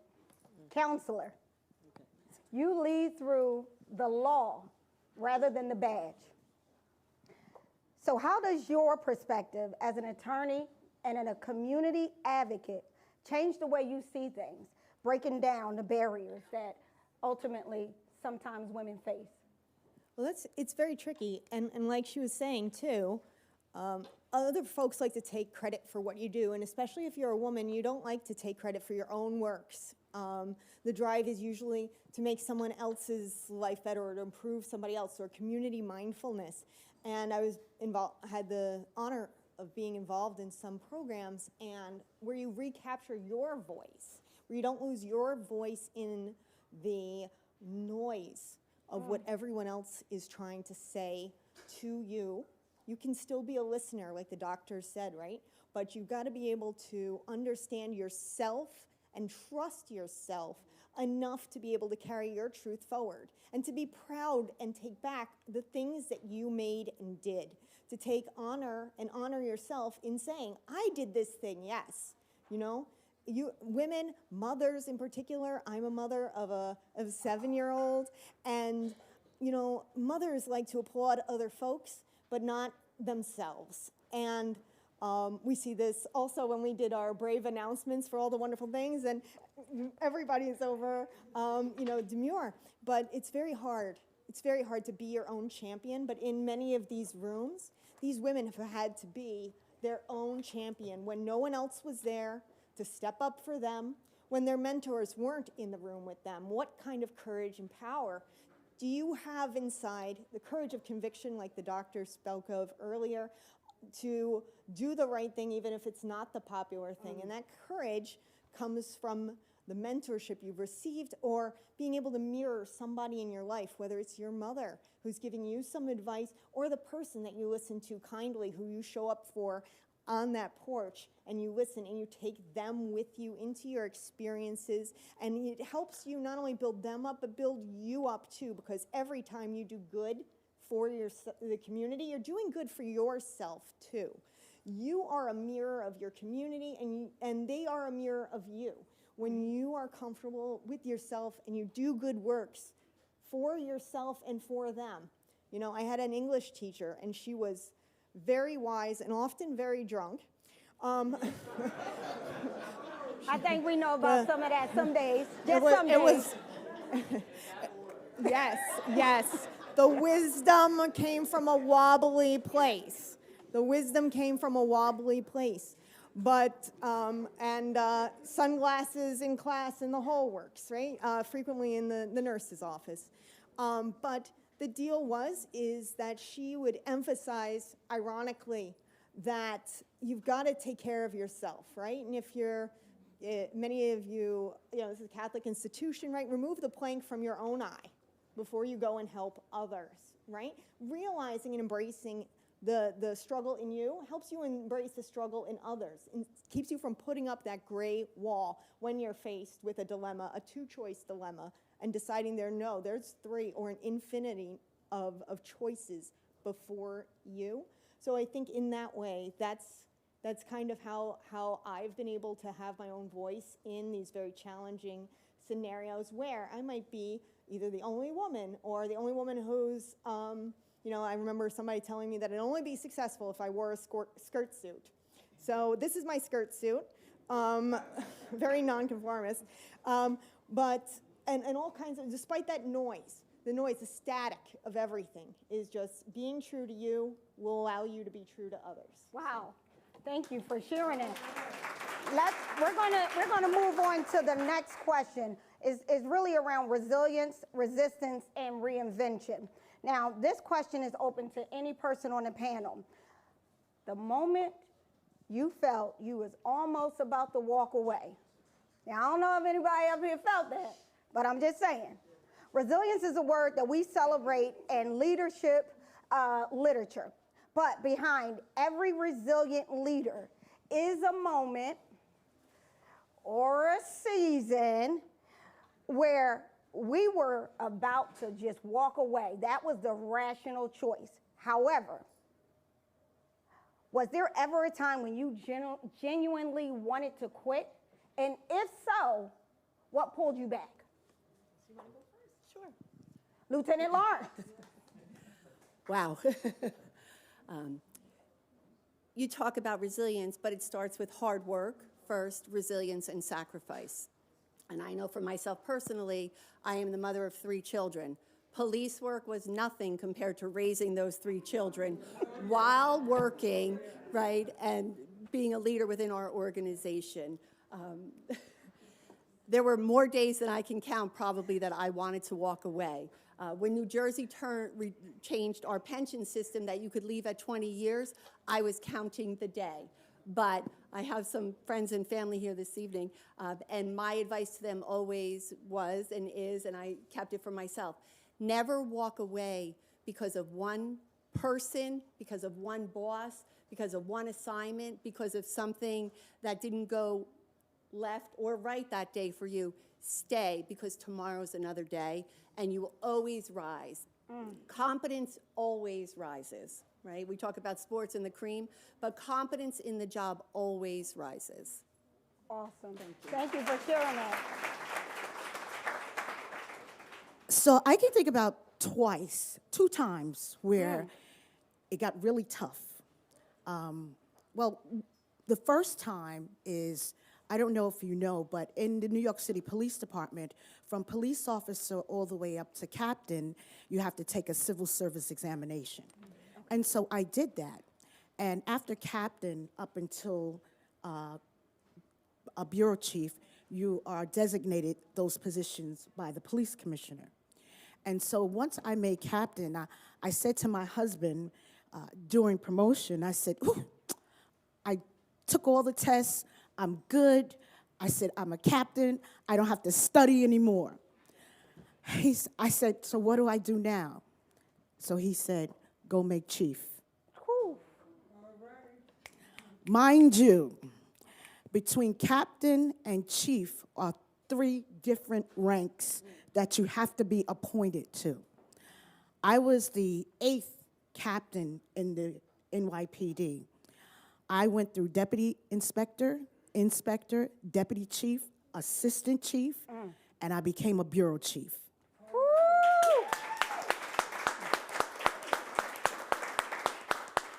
At the rank of assistant chief, I was designated assistant chief by former Commissioner Bratton.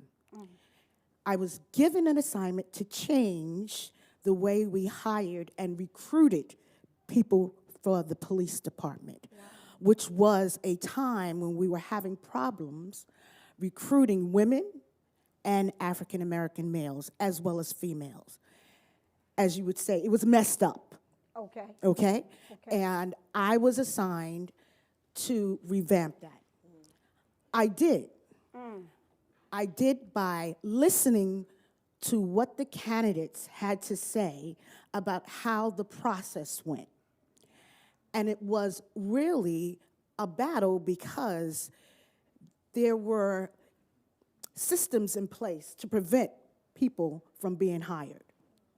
And we broke down that silo, and I also worked with Dr. Cassie, because didn't want to just hire people. We wanted to retain them. Absolutely. Okay? And so I wanted to find out what she was seeing from the training perspective and what I was seeing from the hiring perspective.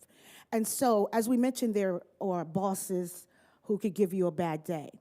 And I'll mention no name. However, there was a female boss at the time that was my boss who totally did not like the process because she didn't think about it.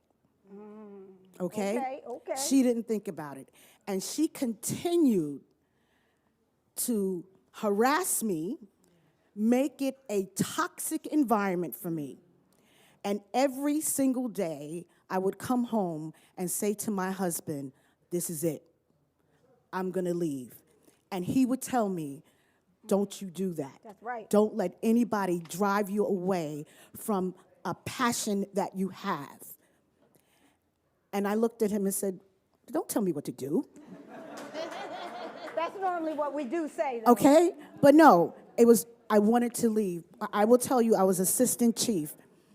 3 years later, I got promoted to bureau chief. Don't play. Don't play.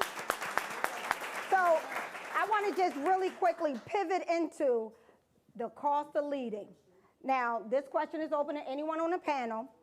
We know, those of you who work in law enforcement or criminal justice, that there is a huge cost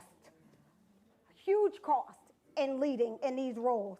So we're talking about missed moments, strained relationships. We're talking about the emotional tolls of navigating through a system that is not built for us. We know this. Now, the price that you've currently paid, retired and still moving there, DC,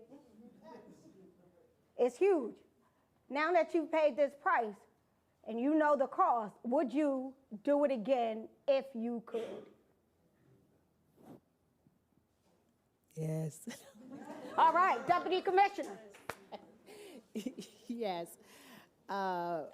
Because my whole purpose of joining the Department of Probation, and I was a probation officer trainee first, as I mentioned, was really to provide services for our young people, not to give up on them, knowing they mattered, breathing hope into them, healing, whatever it takes to make sure they understand that the path they're on, you can always redirect that. It should not define you, and I wanted to make sure that was the case for me. So that being said, once again, I said it before, I walked in my purpose. When I went to Lincoln University. LU? Hello, Sorry. shout out. Did I go there? Sorry. LU? Hey. Sorry. I wanted to be a Bring it down. LU. Okay. All right. We still at Seton. We still here. Never you worry. Sorry, and mind you, that's in Pennsylvania. Let's be clear, Pennsylvania. But I wanted to be a probation officer, really. I did. That was my calling. That was my purpose. And sometimes I'm grounded in faith, so I'm going to be very clear about that. Sometimes your narrative is already written for you, and all you have to do is walk it. And so when I knew that the probation office was for me to make sure that I was an advocate for the voiceless, I knew I had to move that way. So I did it. And so, no, I don't regret it. I don't regret the staff that I work with. I don't regret the friends that I met. I don't regret the sister friends that I met. That was what I was supposed to do. And yeah, I'm in my next season, and I'm loving it. Ooh. Okay. So let's, you had something, Deputy Chief? I'm sorry. Did you have something, Deputy Chief? I was going to add to this. Maybe I shouldn't because my husband and children are in the room. But I thought we were going to have an honest conversation, so let's have it. Yes. There really is a cost. Because when I'm here, I'm not making dinner. I'm not doing homework. I'm not, socializing. I'm not playing games. I'm answering emails. The cost you pay, your whole family pays. Hi, Elle. Hi, Asa. They've been waving the whole time. Your whole family pays. And we do this together. We have family discussions about how we're going to do this together. Mom wants to go to the next chapter. What does that mean for all of us? What would that look like? What do we all have to give up? Mm-hmm. Because we all give up something. I was told, you can do one thing really great, or you can do a lot of things to the best you can, right? So it's always a balance. It's always leaning back on your support system. But I definitely would do it again because this program is about mentorship. I'm proud that 2 of my 7 female officers are here in the room. Yes. They wanted to come out. They wanted to support. Another one of our officers is here. Yes. He advertised it like we were going to a concert. you know, they support me and I support them. And it's just really important for me to take the cost for my family to tell us that all of this is going to be worth it. Thank you for sharing that. Family, I need y'all to stand up. We need to acknowledge you. Please stand up. I know this is about them. But if y'all wasn't here, your mom wouldn't be there, your wife wouldn't be there. So thank y'all. Okay. Thank you for allowing me to share that, DC. I want to pivot into the next question. I know, Chief Royster, you shared this a little bit, so I just want to jump in here real quick. And this is open to any person on the panel. Women supporting women. Now, is this a myth or is it a reality? All right, so we're going to be a little candid here. Sometimes it may be a little difficult to work with some of the ladies, some of the female colleagues, co-workers, however you want to put it. Has there ever been an instance where you encountered situations where the greatest resistance did not come from male counterparts, but from other women? And, hold up, and if so, how do we handle that while still trying to build a sisterhood? I already answered that. Yes, you did. Yes, ma'am. Give me a minute. Rank and move.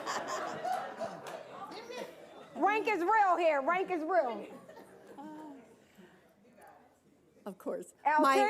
My experience has been with mentorship within the department. The majority have been men because, as you stated earlier, that competition that's real or not real between women is real on the job when you're trying and competing for limited spaces, at least that's being offered to you.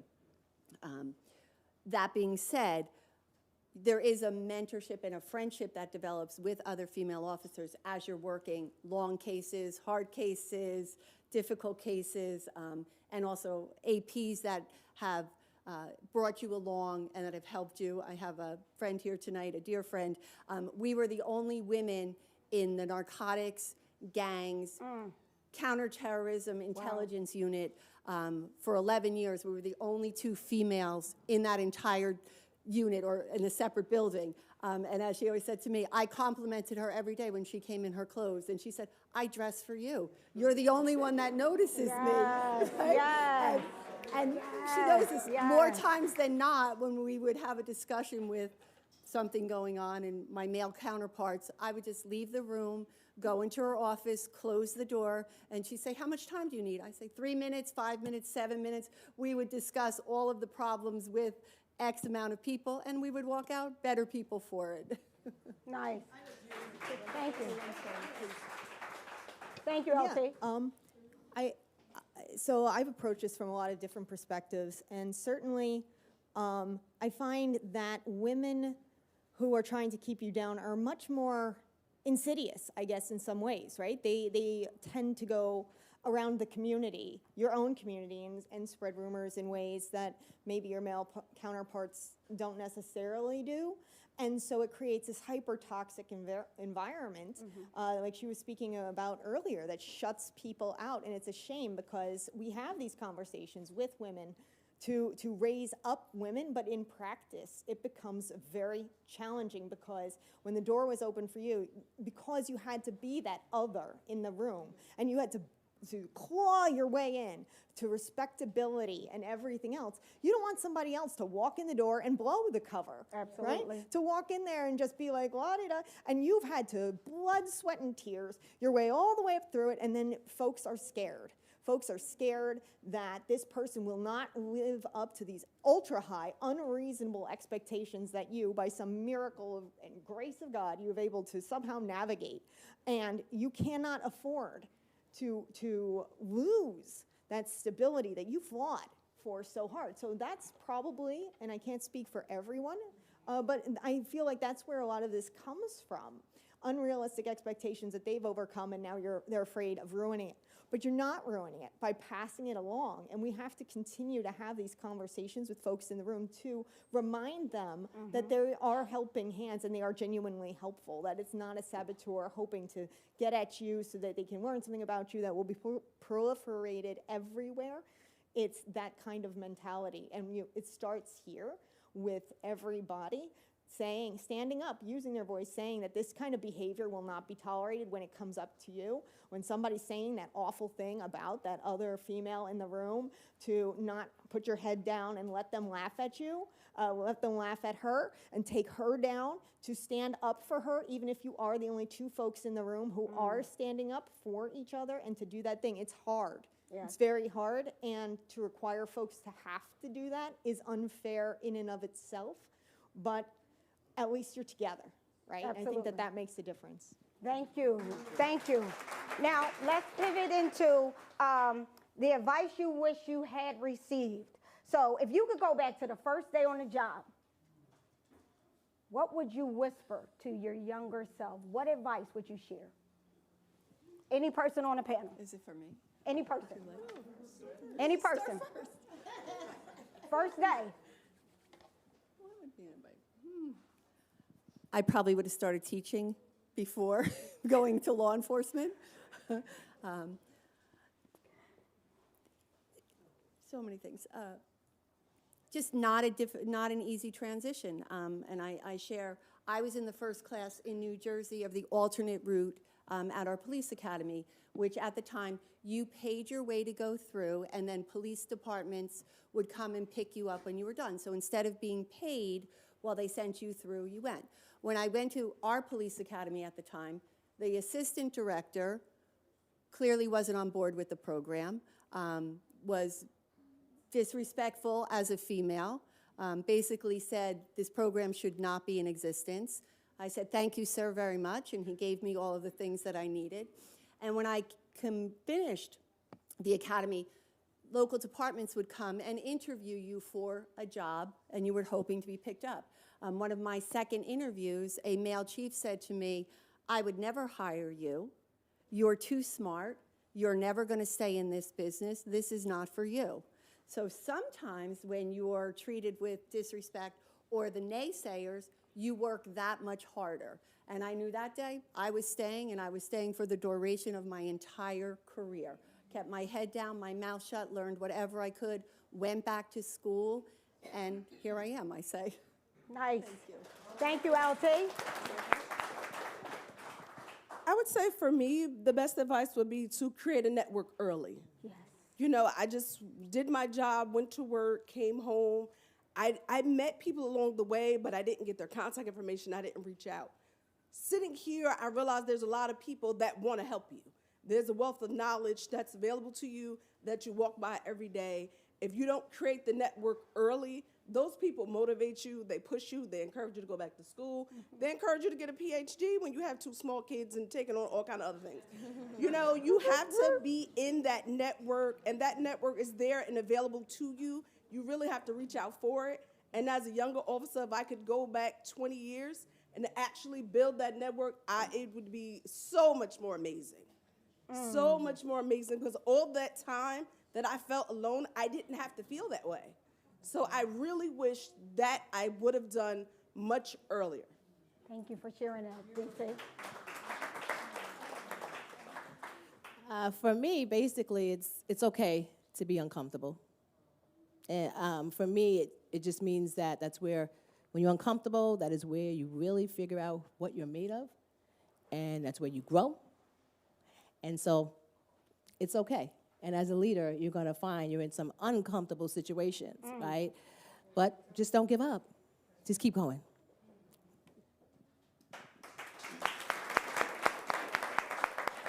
Thank you, DC. I think that I would probably say, don't take yourself too serious, because sometimes you take on other people's problems, okay? And I think that if I would have known that in my earlier years, it would have been better.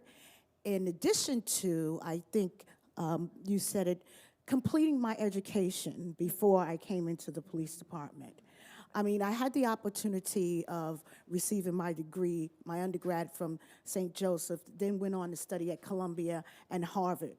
But the point is that you're raising a family, you are married to a husband, you know, you're not cooking, you're not cleaning. I don't like to clean, but I'm just saying all those things that you would, all those things that you would like to do, you now, it's compounded now in working and working long hours, okay, and trying to navigate all of the different attitudes, trying to make sure that people are safe.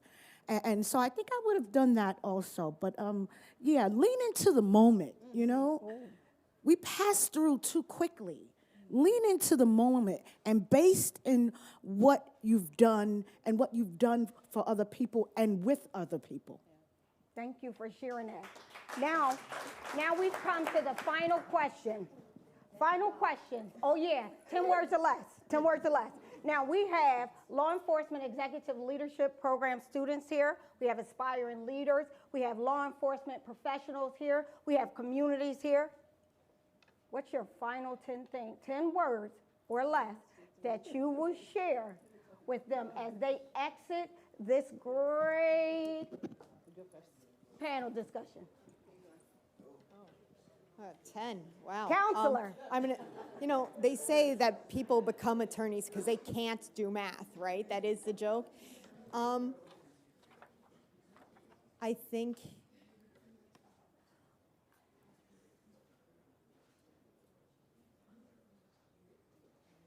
don't be afraid. I'm not going to count this one out, but don't be afraid to be empathetic.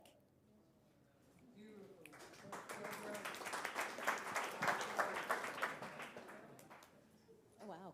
Okay. Mine is actually 3 words. Woohoo! To all the students here today, and not just students, adults, I'm going to just say, find your passion. Okay. Good stuff. Be a compassionate leader. And that includes everything that we talked about today. Be a compassionate leader. I call myself fair, firm, and forgiving. The last one, forgiving, is very difficult. But if you don't have that leadership quality, you'll never get things done. Thank you. Thank you, Chief. All right, DC, what you got? I didn't count them either, but for me, I'm going to say step out on faith, stay out on faith, and that's where all the magic happens when you're uncomfortable. All the magic will be right there. Thank you. Thank you, DC. You're awesome. We all wind up where we're supposed to be. I say it to my children, I say it to my students, right? We all wind up where we're supposed to be. We think we have a path, we think there's a career goal, and we all wind up where we're supposed to be. Okay, so I want to say thank you very much. That was the end of our panel discussion. Now, it's the time for you to ask some great questions. Is there anything or anyone that want to ask these lovely people up here a question about how they became to where they became, where they're going to where they're going, how they like to lead and collaborate with all these other entities and units, and I'm sure anybody and everybody wants to know how they became as great as they are. Any questions? What's next? Woo! That's a serious one. You first. What's next? Well, I'm actually still doing my passion. I am consulting, I'm teaching, I'm mentoring the generation, our next generation of leaders. I'm definitely doing it for young girls. So right now I'm facilitating a leadership group for our young girls between 13 and 14. I love girls. They are our future, and sometimes they are left behind. So that is what I'm doing. I'm doing what I love to do. And so, once again, I'll say it again, I'm loving it. I'm loving this journey. Nice. Thank you for sharing that. Thank you, Deputy Commissioner. The question was, what's next? Yes. I like being retired. I'm just joking. I'm just joking. You know, when I retired, I lost my mother and my sister 9 months apart. And so I took some time to take care of me, taking care of me mentally, physically, and spiritually, and also taking care of my husband. He is probably my biggest mentor, and he said to me, Kim, you have too much that you've done, and you can't let that go to waste. People have to know what it's like to be in situations and that are interested in law enforcement, dealing with the community. And so right now, I give back, I volunteer, but I volunteer at a place that's really dear to my heart, which is the World Trade Center Museum. I was involved in 9/11. And I have the opportunity of lecturing and speaking to tourists, young students, as well as college students, and providing them with the journey that I had while dealing with the 9/11 experience. And so that, to me, I think is my passion right now, and I love doing it, and I'm giving someone information. Sometimes, I mean, most of the students, they weren't even born, you know, and so I speak from a place where it is a place where there are people's memories are there, and so that's what I do now. Wonderful. Thank you. Well, for me, I intend to expand my teaching. I am contemplating continuing my education.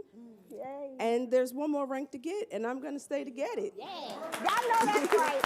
I know that's right. Well, now that Dr. Hickman knows my phone number and my email, and knows what building I teach, and sends emails at midnight, 1 a.m., Yes, he does. 4 a.m., Yes, he does. I'm not sure what the future brings for me. Maybe more education or staying with Dr. Hickman and wherever he goes. Yes, yes. Calling back to what was said earlier in our 10 words or whatever, I think you go where the road takes you. I could have never seen where to be here now. Of course, and based on their testimonies, I should have known that when I met Dr. Hickman, I would be here. And it just happens, and so I agree with you that it may be in the future. But I feel as an attorney that my real job is storytelling. I help other people tell their stories, and I came from a science background of genetics. I came from an art background of graphic arts.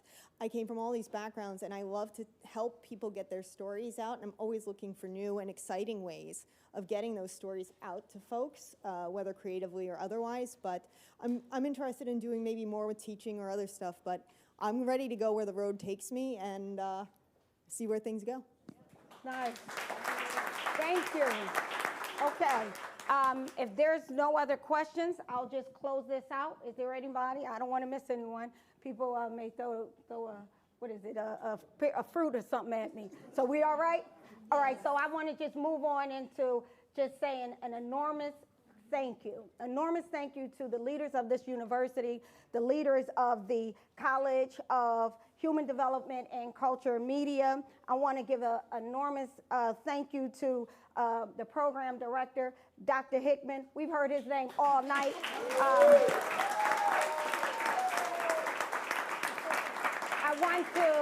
I want to give all the great people behind the scenes an enormous thank you. That's faculty, that's friends, and that is family. They are behind us tirelessly. Much respect. Keynote speaker, Dr. Tracy Kesey. Thank you for your testimony. Thank you for the panel.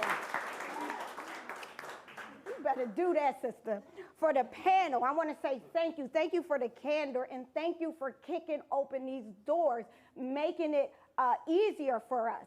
So thank you in the audience. You all are terrific. I want to say thank you for being here because you didn't have to come, but you did.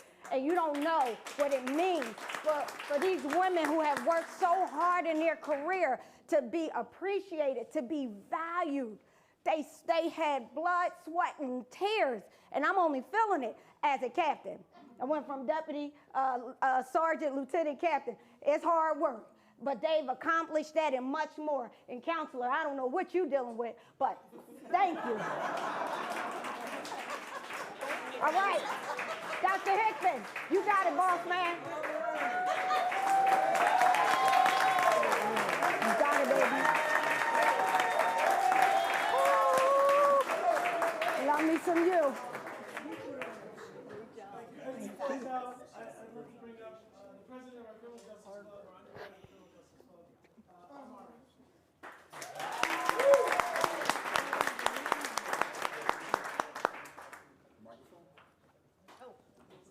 Uh-oh, I messed up again. Good evening. I want to be honest with you. I almost didn't think I belonged in this room tonight. I'm not a chief. I'm not a commissioner. I haven't led a borough or commanded a unit. I'm a simple 21-year-old criminal justice major who's 4 weeks away from a diploma and a whole lot of uncertainty about what comes next.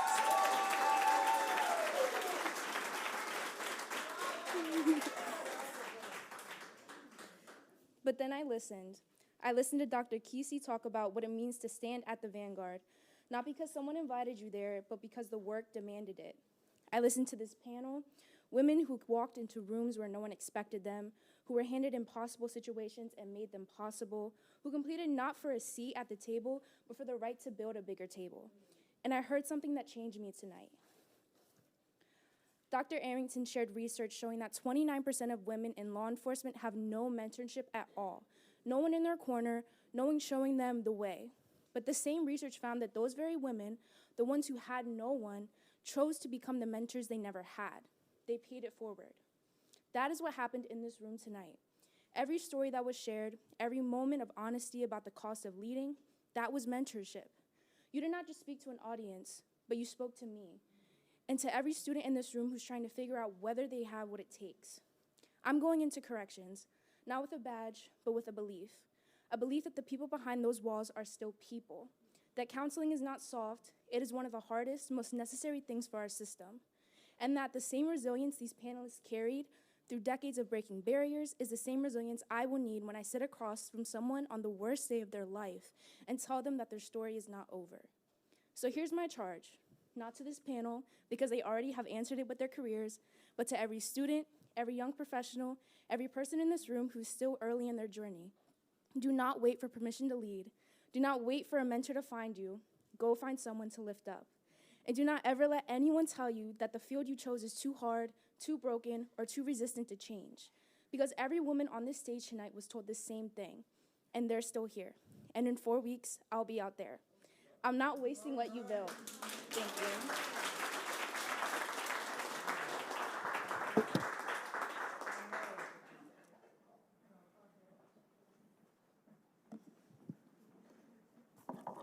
Thank you, Armani. Thank you all again for really sharing your evening. Thank you for the gift of your time. There's some folks I want to acknowledge, but before I do so, I want to give a little backstory about Dr. Kesey and about the idea of mentorship and about the gravity and power of mentorship. I was, as Lieutenant Smith described, I was a lieutenant in the New York City Police Department. I was a fairly young lieutenant, and I had a lot of ambition. And I met Dr. Kesey. It wasn't an accident. It was my challenge to the young people. I was in an audience of about 700 sergeants and lieutenants when Commissioner Bratton was introducing his cabinet. And he brought Dr. Kesey to the stage. And he introduced her as someone leading the Denver, Colorado Police, and also someone that had a PhD. And I whispered to the guy who I was in the academy with and sat next to me at this meeting, and I said, hey, I'm going to reach out to her because I don't know anybody else in this police department that is pursuing a terminal degree. And he looked at me and says, you can't email the deputy commissioner. How dare you? Like, this is not happening. And I didn't expect a response, but I sat there with and I'm dating myself, BlackBerry. Somebody explain to the kids over there what that is. And I didn't expect the response, right? And Dr. Kassi sat on the dais of the headquarters of the largest police department in the world. And within 2 minutes, as she sat next to the police commissioner of the city of New York, answered me back from the dais and said, come to my office next week. And that is, and when I look out at the leaders of this room, when I look at the acting superintendent, Colonel, thank you for being here. I know she would do the same thing. I know Sharonda Morris, the chief of Newark, would do the same thing. And that is the closing charge as we leave this room. I also have a couple of other people I want to acknowledge here. The first thing I want to do is I want to recommend a book. And this book is called This Wasn't Supposed to Be My Story. Right? And that book was written by Dr. Vanda Seward, who's with us. Stand up, Dr. Seward.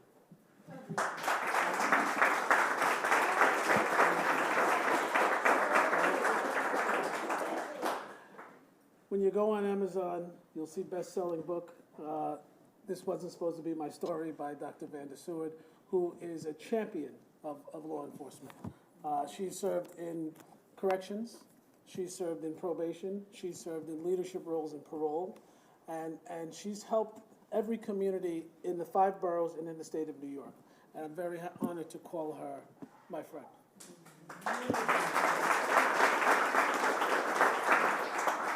I also want to acknowledge, so the only person here from my class, when I was a student here at Seton Hall, the class of 2010, Reverend Diane Edwards, please come up.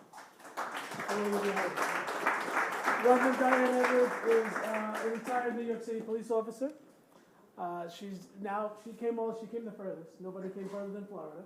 And I appreciate you.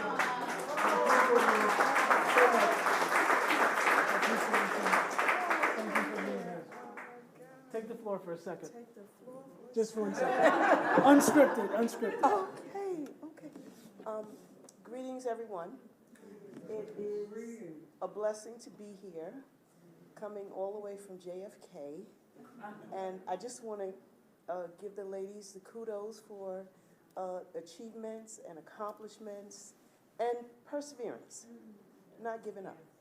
That's good, because let me tell you, it's not easy navigating as a law enforcement officer, as a mother, as a wife. When I took the job, I had 13 years of marriage. I had 5 kids. I had 2 car notes. I had a sick husband. And I had 3 athletes, a truant, and a victim. That's what I was dealing with. And I had to pound the pavement every night. And I had to make collars for dollars because my husband was sick. And I had to make up the deficit. So we would pay the mortgage and the 2 car notes. But God brought me through and allowed me to have the motivation to pursue my master's. I was the first in my family to be a college graduate, and as well to pursue my master's. And so I'm grateful for that. And also to continue on in the ministry as I've been a pastor for almost 25 years now. To God be the glory. But you know, the funny thing, on a funny note, when I retired, I went to get a massage. I was like, oh my God. How did I go 20 years in the NYPD without a massage?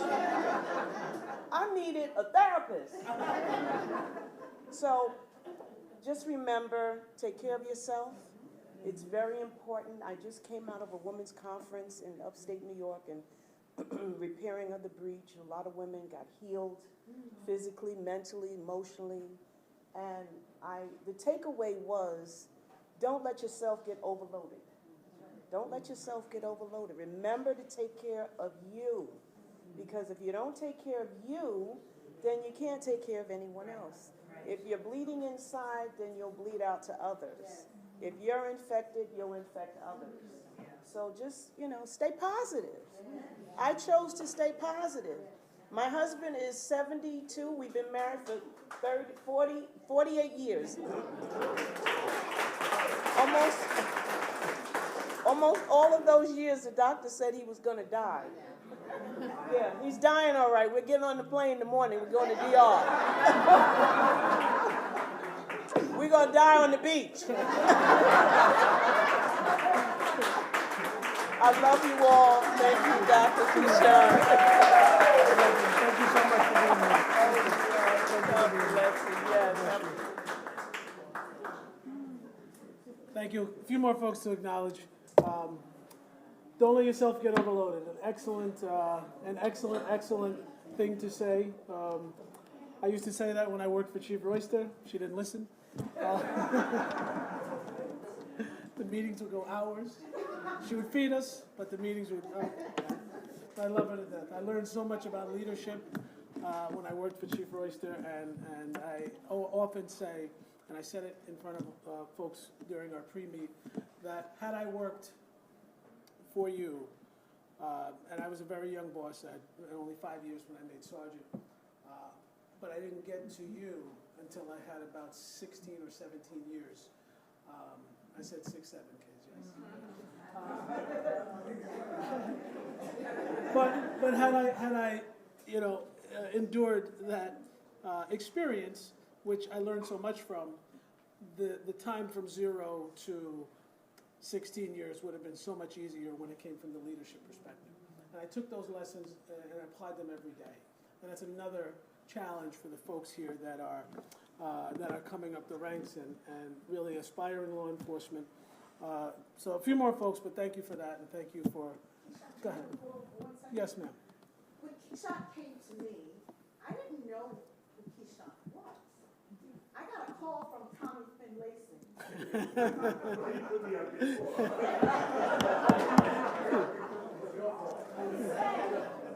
You're getting someone that's coming to you. He's special. But I know you will take care of him. And yes, Keyshawn was special. What I saw in him is that he had a passion to teach. And that negative, toxic environment that I talked about, we both experienced it at the same time.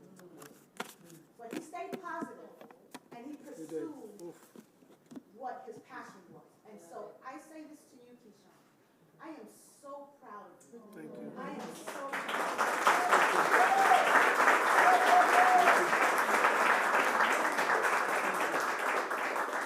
Thank you so much. My mom needs some tissues. Trenton Police Director Carol Russell, retired, is here. Please stand.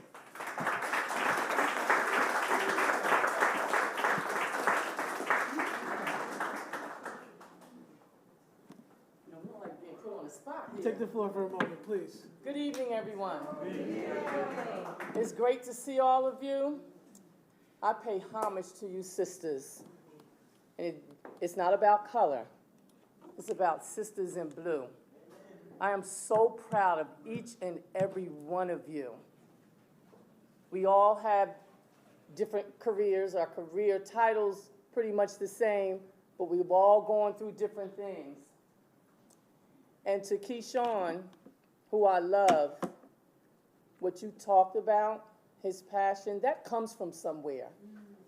And we have to really pay homage to his mother.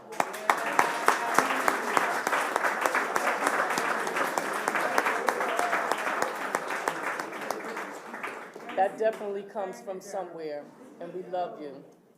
Thank you for recognizing me. I retired from the Trenton Police Department.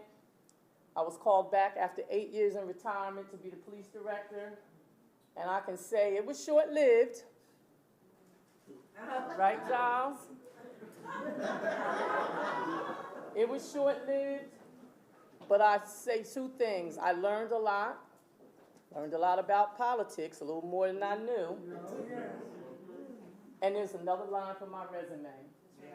But what it did for me was, it wasn't a good feeling. It's never a good feeling when you're pushed out of somewhere, right? And I'll let you all read between the lines. But what it did for me, and some of the young ladies spoke about it, it pushed me right into furthering my education. I am 68 years old. This year, Lord's will, I'll be 69. In my 60s, who in the heck wants to go to school? Right. Because I was so glad to get out of school. Well, because I didn't have a degree, you're not good enough. You're not qualified. It made me go, But I can show you better than I can tell you. And I feel good about it. I registered for school. I went and got my bachelor's degree with Latin honors. Got inducted into the National Society of Collegiate Scholars. Thank you. And I did not stop. Got my master's degree with Latin honors. Thank you. And I am presently enrolled in a doctoral program.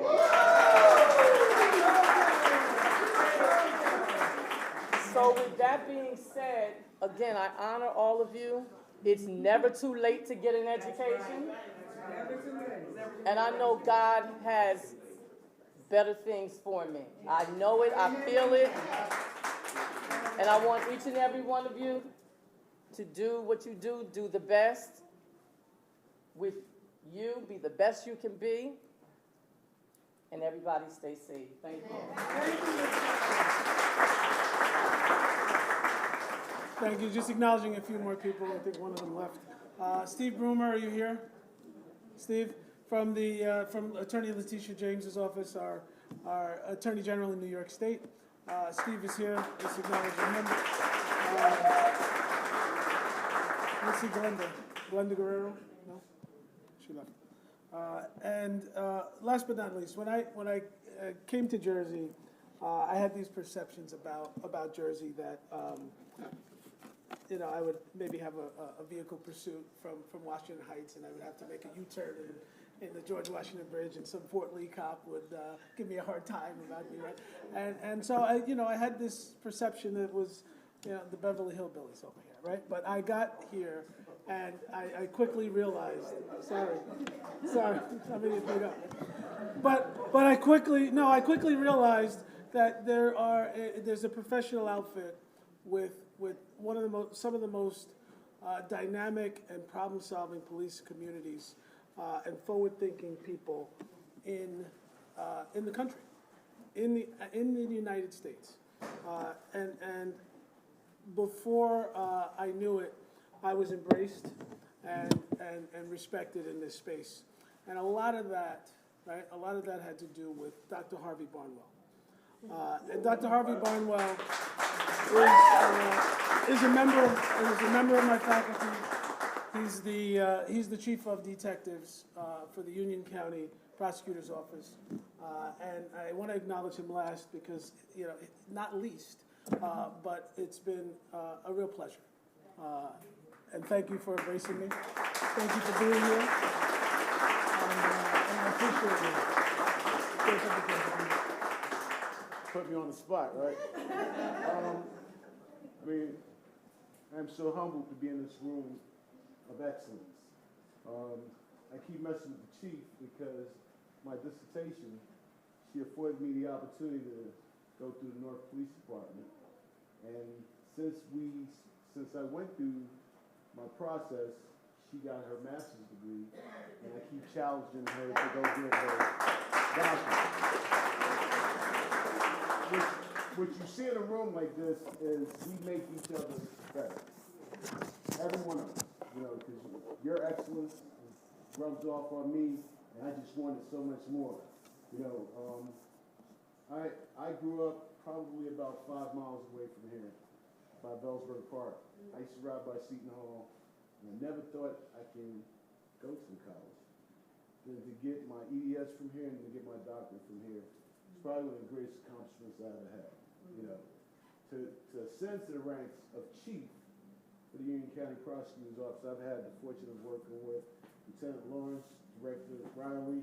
I didn't even see you back there. You know, we've had some amazing opportunities to enrich this profession. And I say that everyone in the room, continue to make the world a more brighter, richer space, and don't be afraid to be uncomfortable. Thank you.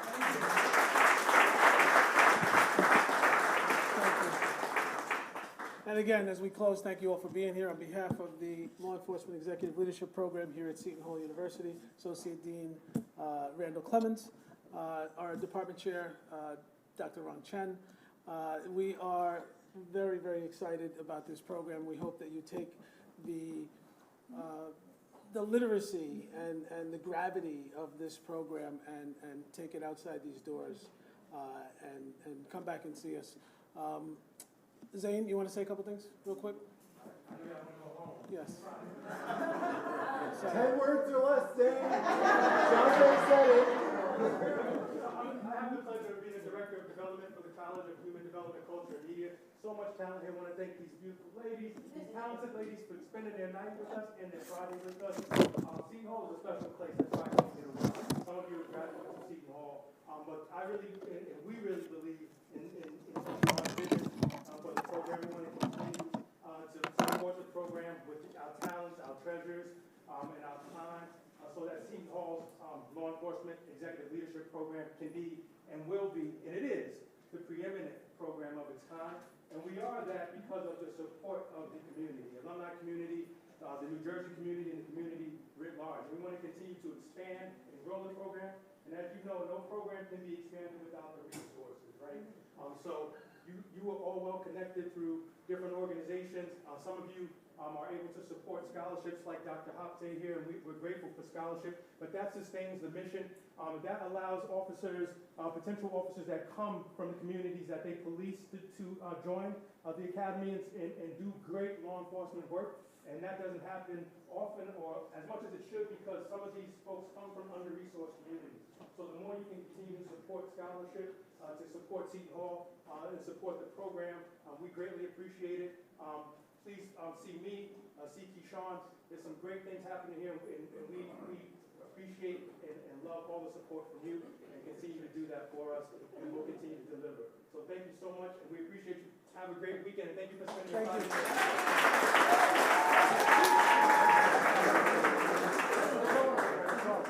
You put me on the